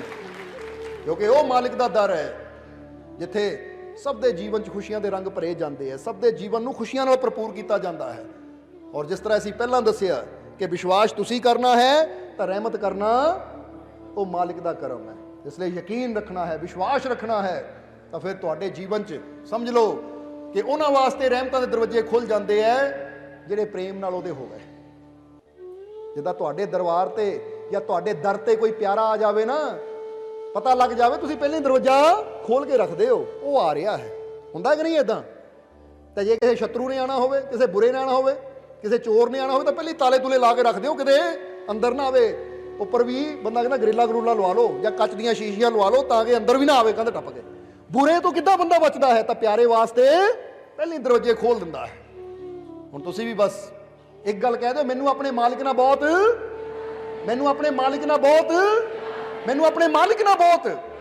ਬਸ ਜਦੋਂ ਅਸੀਂ ਮਹਿਸੂਸ ਕਰ ਲਿਆ ਕਿ ਮੈਂ ਆਪਣੇ ਮਾਲਿਕ ਨੂੰ ਪਿਆਰ ਕਰਦਾ ਹਾਂ, ਤਾਂ ਉਹ ਮਾਲਿਕ ਤਾਂ ਸਾਨੂੰ ਪਿਆਰ ਕਰਦਾ ਹੀ ਹੈ। ਕਿਉਂਕਿ ਇਹ ਤਾਂ ਕਦੀ ਹੋ ਹੀ ਨਹੀਂ ਸਕਦਾ ਕਿ ਸਾਨੂੰ ਜਨਮ ਦੇਣ ਵਾਲਾ ਸਾਡਾ ਪ੍ਰਮਾਤਮਾ, ਸਾਡਾ ਪ੍ਰਭੂ ਸਾਨੂੰ ਪ੍ਰੇਮ ਨਾ ਕਰੇ। ਸਮਝਦੇ ਹੋ ਕਿ ਨਹੀਂ? ਉਹਦੀ ਤਰਫੋਂ ਤਾਂ ਰਹਿਮਤ ਹੈ। ਬਸ ਜਿੱਦਾਂ ਦੱਸਿਆ ਕਿ ਤੂੰ ਹੀ ਜੁਦਾ ਹੈ ਉਸਸੇ, वो तुझसे जुदा नहीं। परमात्मा ते तो दूर नहीं है, इधर उधर तलाश ना कर, वो ते तो जुदा नहीं है, बस तेरी ही सुरती किते होर है। ਜਦੋਂ ਅਸੀਂ ਤੁਹਾਡੇ ਸਾਹਮਣੇ ਬੈਠੇ ਆ ਤਾਂ ਤੁਸੀਂ ਜੇ ਹੁਣ ਧਿਆਨ ਹੀ ਐਵੇਂ ਕਰ ਲਓ ਤਾਂ ਫਿਰ ਕੀ ਹੋਏਗਾ? ਬੰਦਾ ਕਹੇ ਮਾਲਕ ਪਤਾ ਨਹੀਂ ਕਿੱਥੇ ਚਲੇ ਗਏ। ਉਹ ਭਾਈ ਮੂੰਹ ਸਿੱਧਾ ਕਰ ਲੈ, ਸਾਹਮਣੇ ਬੈਠੇ ਹੋ ਜਾਂਦਾ ਕਿ ਨਹੀਂ ਏਦਾਂ? ਇਹਨੂੰ ਕਹਿਣ ਦਾ ਮਤਲਬ ਕੀ ਹੈ ਕਿ ਉਹ ਦੂਰ ਨਹੀਂ ਹੈ, ਤੂੰ ਹੀ ਆਪਣੀ ਸੁਰਤੀ ਨੂੰ ਕਿਤੇ ਹੋਰ ਲਾ ਲਿਆ, ਤੂੰ ਹੀ ਗਰਦਨ ਪੁੱਠੇ ਪਾਸੇ ਘੁਮਾ ਲਈ। ਉਹ ਤਾਂ ਤੇਰੇ ਸਾਹਮਣੇ ਹੀ ਹੈ ਭਾਈ। ਆਪਣੀ ਗਰਦਨ ਨੂੰ ਸਿੱਧਾ ਕਰ ਲੈ, ਸੁਰਤੀ ਨੂੰ ਸਿੱਧਾ ਕਰ ਲੈ, ਦਿਲ ਨੂੰ ਸਿੱਧਾ ਕਰ ਲੈ, ਉਹ ਤਾਂ ਤੇਰੇ ਸਾਹਮਣੇ ਹੀ ਹੈ। ਉਹ ਕੋਈ ਗੁੰਮਸ਼ੁਦਾ ਨਹੀਂ ਹੈ, ਗੁਆਚਾ ਹੋਇਆ ਨਹੀਂ ਹੈ ਜਿਹਨੂੰ ਲੱਭਣਾ ਪੈਣਾ ਹੈ। ਬਸ ਤੈਨੂੰ ਆਪਣੇ ਧਿਆਨ ਨੂੰ ਸਹੀ ਜਗ੍ਹਾ ਲਿਆਉਣ ਦੀ ਲੋੜ ਹੈ। ਅਗਰ ਸੁਰਤੀ ਸਹੀ ਜਗ੍ਹਾ ਆ ਗਈ ਤਾਂ ਫਿਰ ਉਹ ਹਰ ਕਦਮ ਤੇ ਹਰ ਪਲ ਤੇਰੇ ਨਾਲ ਹੈ। ਇਸ ਲਈ ਅੱਜ ਸੁਰਤੀ ਨੂੰ ਸਿੱਧਾ ਕਰ ਲੈਣਾ ਕਿ ਮੈਨੂੰ ਆਪਣੇ ਮਾਲਿਕ ਨਾਲ ਬਹੁਤ ਪਿਆਰ ਹੈ। ਦੁਨੀਆ ਬਾਰੇ ਤਾਂ ਸਾਰੇ ਹੀ ਕਹਿੰਦੇ ਹੈ ਮੈਨੂੰ ਇਹਦੇ ਨਾਲ ਪਿਆਰ ਹੈ। ਠੀਕ ਹੈ, ਬੰਦਾ ਦੁਨੀਆ ਨਾਲ ਪਿਆਰ ਕਰਦਾ ਹੈ, ਕੋਈ ਮਾੜੀ ਗੱਲ ਨਹੀਂ ਹੈ, ਕਿਉਂਕਿ ਪ੍ਰਮਾਤਮਾ ਸਭ ਦੇ ਅੰਦਰ ਹੈ, ਸਭ ਨਾਲ ਪਿਆਰ ਕਰਨਾ। ਪਰ ਇਹ ਵੀ ਗੱਲ ਕਦੀ ਕਦੀ ਦਿਲੋਂ ਕਹਿ ਦਿਆ ਕਰੋ ਕਿ ਮੈਨੂੰ ਆਪਣੇ ਮਾਲਿਕ ਨਾਲ ਬਹੁਤ ਪਿਆਰ ਹੈ। ਕਿਉਂਕਿ ਜਦੋਂ ਇਹ ਗੱਲ ਦੁਹਰਾਉਂਦੇ ਆ ਤਾਂ ਸਾਡੇ ਮਨ ਦੇ ਅੰਦਰ ਇੱਕ ਛਾਪ ਬਣਦੀ ਚਲੀ ਜਾਂਦੀ ਹੈ ਕਿ ਮੈਂ ਆਪਣੇ ਮਾਲਿਕ ਨੂੰ ਪ੍ਰੇਮ ਕਰਦਾ ਹਾਂ। ਔਰ ਜਿੱਦਾਂ ਦੱਸਿਆ, ਜਦੋਂ ਸਾਡੇ ਅੰਦਰ ਉਹਦਾ ਪ੍ਰੇਮ ਪੈਦਾ ਹੋ ਜਾਂਦਾ ਹੈ ਤਾਂ ਫਿਰ ਉਹਦੀਆਂ ਰਹਿਮਤਾਂ ਦੇ ਦਰਵਾਜ਼ੇ ਇੱਦਾਂ ਹੀ ਖੁੱਲੇ ਰਹਿੰਦੇ ਜਿੱਦਾਂ ਪਿਆਰਿਆਂ ਵਾਸਤੇ ਬੰਦੇ ਦੇ ਘਰ ਦੇ ਦਰਵਾਜ਼ੇ ਖੁੱਲੇ ਰਹਿੰਦੇ। ਸਮਝਦੇ ਹੋ ਕਿ ਨਹੀਂ? ਇਸ ਲਈ ਆਪਣੇ ਅੰਦਰ ਵਿਸ਼ਵਾਸ ਰੱਖਣਾ ਹੈ, ਇਹ ਭਰੋਸਾ ਰੱਖਣਾ ਹੈ, ਯਕੀਨ ਰੱਖਣਾ ਹੈ ਕਿ ਮੈਂ ਮਾਲਿਕ ਦੇ ਦਰ ਤੇ ਆ ਗਿਆ, ਹੋ ਗਿਆ ਮੈਂ ਆਪਣੇ ਮਾਲਿਕ ਦਾ। ਹੁਣ ਮੈਨੂੰ ਜੀਵਨ 'ਚ ਕੋਈ ਕਮੀ ਨਹੀਂ ਹੈ। ਮੇਰੀਆਂ ਸਾਰੀਆਂ ਕਮੀਆਂ ਪੂਰੀਆਂ, ਮੇਰੀਆਂ ਸਾਰੀਆਂ ਕਮੀਆਂ ਪੂਰੀਆਂ, ਮੇਰੀਆਂ ਸਾਰੀਆਂ ਕਮੀਆਂ ਪੂਰੀਆਂ ਮੇਰੀ ਝੋਲੀ ਖੁਸ਼ੀਆਂ ਨਾਲ, ਮੇਰੀ ਝੋਲੀ ਖੁਸ਼ੀਆਂ ਨਾਲ, ਮੇਰੀ ਝੋਲੀ ਖੁਸ਼ੀਆਂ ਨਾਲ। ਔਰ ਵਾਕਈ ਭਰ ਗਈ। ਸਮਝਦੇ ਹੋ ਕਿ ਨਹੀਂ? ਇਸ ਲਈ ਆਪਣੀ ਸੋਚ ਨੂੰ ਛੋਟਾ ਨਹੀਂ ਕਰਨਾ, क्योंकि जिदा पहला दसिया कि जीवन के हर मोड़ पर मुश्किलें खड़ी हैं, मगर जीतता तो वही है जिसकी सोच बड़ी है। अपनी सोच को बड़ा करना है। और बड़ी सोच कदों हुंदी है? जदों बड़े नाल यारी लग जाए, जदों बड़े नाल जुड़ जाता फिर ही सोच बड़ी हुंदी है। क्योंकि जिहदी यारी सब चपरासी नाल, उहदी सोच उत्थे तक ही होनी है। तो जिहदी सोच मैनेजर नाल है, यानी जिहदी यारी मैनेजर नाल है, उहदी पहुंच कित्थे तक होनी है? ਹੁਣ ਫਰਜ਼ ਕਰੋ ਇੱਕ ਚਪੜਾਸੀ ਨਾਲ ਯਾਰੀ ਲਾਉਣ ਵਾਲਾ ਮੈਨੇਜਰ ਦੀ ਕੁਰਸੀ ਤੇ ਬਹਿ ਸਕਦਾ, ਜਾ ਕੇ ਮੈਨੇਜਰ ਦੇ ਆਫਿਸ ਜਾ ਸਕਦਾ ਹੈ? ਨਹੀਂ, ਜਿੱਥੇ ਚਪੜਾਸੀ ਬੈਠਾ ਉਹਦੇ ਲਾਗੇ ਬਹਿ ਜਾਏਗਾ। ਹਾਂ ਭਾਈ ਹੋਰ ਸੁਣਾ ਕੀ ਹਾਲ ਹੈ? ਤਾਂ ਜਿਹੜਾ ਮੈਨੇਜਰ ਦਾ ਦੋਸਤ ਹੋਵੇ, ਜਿਹੜਾ ਮੈਨੇਜਰ ਦਾ ਦੋਸਤ ਹੋਵੇ, ਉਹ ਕਿੱਥੇ ਬੈਠੇਗਾ? ਉਹ ਚਪੜਾਸੀ ਕੋਲ ਨਹੀਂ ਬੈਠੇਗਾ, ਉਹ ਸਿੱਧਾ ਜਾਏਗਾ ਉਹਦੇ ਕਮਰੇ 'ਚ ਬੈਠੇਗਾ, ਉਹਦੀ ਕੁਰਸੀ ਦੇ ਲਾਗੇ। ਹਾਂ ਯਾਰ ਹੋਰ ਦੱਸ ਕਿੱਦਾਂ? ਤਾਂ ਜਿਹਦੀ ਪਹੁੰਚ ਮਾਲਿਕ ਤੱਕ ਹੋਵੇ, ਉਹਨੇ ਮੈਨੇਜਰ ਨੂੰ ਵੀ ਨਹੀਂ ਪੁੱਛਣਾ, ਉਹਨਾਂ ਦਾ ਸਿੱਧਾ ਉਸ ਕੈਬਿਨ 'ਚ ਚਲ ਜਾਣਾ ਜਿੱਥੇ ਉਹ ਮਾਲਿਕ ਬੈਠਾ ਹੈ। ਹੁਣ ਤੁਸੀਂ ਦੇਖ ਲਓ ਯਾਰੀ ਕਿੱਥੇ ਲਾਈ ਹੋਈ ਹੈ, ਫਿਰ ਉੱਥੇ ਹੀ ਬੈਠਣਾ ਤੁਸੀਂ ਵੀ। ਸਮਝਦੇ ਹੋ ਕਿ ਨਹੀਂ? ਇਸ ਲਈ ਯਾਰੀ ਲਾਈਏ ਤਾਂ ਆਪਣੇ ਉਹ ਮਾਲਿਕ ਦੇ ਨਾਲ, ਕਿਉਂਕਿ ਜਿਹਦੀ ਜਿੱਥੇ ਤੱਕ ਪਹੁੰਚ ਹੁੰਦੀ ਹੈ ਨਾ, ਫਿਰ ਉਦਾਂ ਦੀ ਕਿਰਪਾ, ਉਦਾਂ ਦੀ ਰਹਿਮਤ ਸਾਡੇ ਤੱਕ ਪਹੁੰਚਦੀ ਹੈ। ਇਸ ਲਈ ਜੇ ਯਾਰੀ ਲਾ ਲਵਾਂਗੇ ਆਪਣੇ ਮਾਲਿਕ ਨਾਲ ਕਿ ਮੈਨੂੰ ਆਪਣੇ ਮਾਲਿਕ ਨਾਲ ਬਹੁਤ ਪਿਆਰ ਹੈ, ਮੈਨੂੰ ਆਪਣੇ ਮਾਲਿਕ ਤੇ ਪੂਰਾ ਵਿਸ਼ਵਾਸ ਹੈ, ਇਹ ਪ੍ਰੇਮ ਔਰ ਵਿਸ਼ਵਾਸ ਉਹ ਦੋ ਚੀਜ਼ਾਂ ਹੈ ਜੋ ਵਾਕਈ ਸਾਨੂੰ ਉਸ ਮਾਲਿਕ ਨਾਲ ਇਦਾਂ ਜੋੜ ਦਿੰਦੀਆਂ ਹੈ, ਉਸ ਮੁਕਾਮ ਤੇ ਸਾਨੂੰ ਲੈ ਜਾਂਦੀਆਂ ਹੈ ਜਿੱਥੇ ਸਾਡੇ ਜੀਵਨ 'ਚ ਸ਼ਾਂਤੀ, ਸਕੂਨ, ਖੁਸ਼ੀ ਭਰ ਜਾਂਦੀ ਹੈ, ਕੋਈ ਕਮੀ ਕਦੀ ਰਹਿੰਦੀ ਨਹੀਂ ਹੈ। ਇਸ ਲਈ ਆਓ ਆਪਣੇ ਅੰਦਰ ਪਿਆਰ, ਇਹ ਵਿਸ਼ਵਾਸ, ਇਹ ਭਰੋਸਾ, ਇਹ ਯਕੀਨ ਪੈਦਾ ਕਰੀਏ ਔਰ ਆਪਣੇ ਜੀਵਨ ਨੂੰ, ਆਪਣੀ ਜ਼ਿੰਦਗੀ ਨੂੰ ਸਫਲ ਬਣਾਈਏ। ਇਸ ਲਈ ਹੁਣ ਸਤਸੰਗ ਦੀ ਸਮਾਪਤੀ ਤੋਂ ਪਹਿਲਾਂ ਕਹਿ ਦੋ ਇੱਕ ਵਾਰ ਫਿਰ ਕਿ ਮਾਲਿਕ ਦੀ ਰਹਿਮਤ ਨਾਲ ਮੈਂ ਬਹੁਤ ਖੁਸ਼ੀ ਨਜ਼ਰ ਵੀ ਆਣੀ ਚਾਹੀਦੀ ਹੈ। ਥੋੜਾ ਖੁਸ਼ੀ ਨਾਲ ਕਹੋਗੇ ਤਾਂ ਫਿਰ ਪਤਾ ਲੱਗੇਗਾ ਮੈਂ ਖੁਸ਼ ਹਾਂ, ਕਿਉਂਕਿ ਪਹਿਲੇ ਹੀ ਦੱਸਿਆ ਬੋਲਣਾ ਗੱਲ ਹੋਰ ਹੁੰਦੀ, ਮਹਿਸੂਸ ਕਰਨਾ ਗੱਲ, ਮਹਿਸੂਸ ਕਰਨਾ ਅੰਦਰੋਂ। ਔਰ ਫਿਰ ਇੱਕ ਵਾਰ ਕਵਾਂਗੇ ਕਿ ਜੇ ਚਾਹੁੰਦੇ ਹੋ ਤੁਹਾਨੂੰ ਰਾਮ ਦਾ ਰੋਲ ਮਿਲੇ, ਸਹੀ ਮਾਇਨੇ 'ਚ ਰਾਮ ਯਾਨੀ ਪ੍ਰਮਾਤਮਾ ਪ੍ਰਭੂ ਤੁਹਾਨੂੰ ਮਿਲ ਜਾਵੇ, ਤਾਂ ਫਿਰ ਆਪਣੇ ਕਰੈਕਟਰ ਨੂੰ, ਆਪਣੇ ਚਰਿੱਤਰ ਨੂੰ ਅੱਛਾ ਕਰ ਲਈਏ, ਅੱਛਾ ਬਣਾਈਏ। ਅੱਜ ਤੋਂ ਮੈਂ ਫੈਸਲਾ ਕਰਕੇ ਜਾਣਾ ਹੈ, ਮੈਂ ਅੱਛਾ ਬੋਲਣਾ ਹੈ, ਅੱਛਾ ਕਰਨਾ ਹੈ, ਅੱਛਾ ਸੋਚਣਾ ਹੈ, और अपन भावनावां नूं भी अच्छा ही रखना है। जे मेरे मन च किसी वास्ते बुरी भावना आवे तो सोच लेना है ये मेरी भावना गलत है, इनू हटावां, चंगी भावना लियावां। फिर जे मेरे अंदरों किसी वास्ते बददुआ निकलती है, किसी नूं देख के गुस्सा आंदा है, तो उन्होंने खत्म करके उहदे वास्ते दुआ करा कि नहीं परमात्मा भुल हो गई मेरे तो, बस इत्ते कृपा कर, खुशियां दे। क्योंकि जदों तुसीं जिन्हों अज नफरत करते उहदे वास्ते भी अच्छाई या दुआ करनी शुरू कर दी तो तुहाडे अंदरों नफरत खत्म हो जाएगी और प्रेम पैदा हो जाएगा। क्योंकि जदों असीं प्रार्थना करना सिख जाते हैं सब दे वास्ते, तो फिर साडे अंदरों परमात्मा की करता है। फिर जिद्दां असीं दस्सिया सी ना एक सत्संग च बड़ा खोल के कि जदों इंसान प्रेम नाल प्रार्थना करता है तो परमात्मा बंदे दी सुनता है, तो जदों इंसान प्रेम नाल ध्यान करता है तो फिर बंदा परमात्मा दी सुनता है। क्योंकि एक हुंदी प्रार्थना, प्रार्थना यानी अरदास दुआ, कि जदों असीं विश्वास नाल प्रार्थना करते हैं तो साडी विश्वास नाल कीती हुई प्रार्थना परमात्मा सुनता है। तो जदों असीं प्रेम नाल विश्वास नाल बैठ के ध्यान करते हैं, मैडिटेशन करते हैं, सिमरन करते हैं, तो फिर साडी सुरती उस अवस्था तक पहुंचदी जिथे असीं रब दी आवाज़ सुनते हैं अपने अंदर। इसलिए दो ही काम जरूर करिया करो, प्रार्थना भी ताकि रब तुहाडी सुने, तो सिमरन भी, ध्यान भी, मैडिटेशन भी ताकि तुसीं रब दी सुन सको कि तुहाडे अंदर बैठा तुहाडा रब की बोल रहा है। बोलो समझ गए हो कि नहीं? अज तो प्रार्थना भी करनी है कादे नाल? प्रेम और जे अज मालिक दे चरणों च फरियाद करना आए हो तो पूरे प्रेम और विश्वास नाल ये सोच के जाना है कि मेते रहमत, मेते रहमत। और जिन्होंने कोई तकलीफ है, क्योंकि असीं चाहते हैं कि तुहानूं हुणे फील होवे थोड़ा जिहा कि वाकई मैं गया सी कुछ होर, आया मैं कुछ होर बन के। इसलिए अज कह दिओ जिन्होंने कोई परेशानी है, कोई तकलीफ है, कि मालिक दी रहमत नाल मेरे सारे दुख दूर। पूरे जोश ना कह दिओ एक बार, मालिक दी रहमत नाल मेरे सारे दुख दूर, मेरे सारे दुख दूर, मेरे सारे दुख दूर। तो तुसीं फील करो कि अंदर महसूस हुंदा कि नहीं वाकई हुण मैं ठीक हां, मालिक दी रहमत नाल मैं पूरी तरह ठीक हो गया, मैं ठीक, मैं ठीक, मेरी झोली खुशियां नाल, मेरी झोली खुशियां नाल, मेरी झोली खुशियां नाल मैं बहुत खुश हां, मैं बहुत खुश हां, मैं बहुत खुश हां। और ये खुशी मेरे रोम रोम च समा गई। और फील करो खुशी मेरे रोम रोम च समा गई, जरा फील करके देखो कि मेरा रोम रोम खुशियां ना, हुण बोलना नहीं है, फील करना है। फील करने का मतलब महसूस करो कि मेरा रोम रोम खुशियां ना भरिया होया है, मेरा रोम रोम खुशियां ना भरिया होया है, मेरा रोम रोम खुशियां ना भरिया होया है, मेरा रोम रोम खुशियां ना भरिया होया है। मालिक दी रहमत मेरे रोम रोम च समा रही है, मालिक दी रहमत मेरे रोम रोम च समा रही है, मालिक दी रहमत मेरे रोम रोम च समा रही है। मेरे सारे दुख दूर हो गए, मेरे सारे दुख दूर हो गए, मेरे सारे दुख दूर हो गए। मैं पूरी तरह ठीक हां, मैं पूरी तरह ठीक हां, मैं पूरी तरह ठीक हां। मैं प्रेम और विश्वास नाल भरपूर हां, मैं प्रेम और विश्वास नाल भरपूर हां, मैं प्रेम और विश्वास नाल भरपूर हां। मैनू अपने मालिक ते पूरा विश्वास है, मैनू अपने मालिक ते पूरा विश्वास है, मैनू अपने मालिक ते पूरा विश्वास है। मैं अपने मालिक नू बहुत प्रेम करदा हां, मैं अपने मालिक नू बहुत प्रेम करदा हां, मैं अपने मालिक नू बहुत। अज मेरा जीवन सफल, मेरा जीवन सफल, मेरा जीवन सफल। तो जे दिलों गया तो जाओ सचमुच हो गया।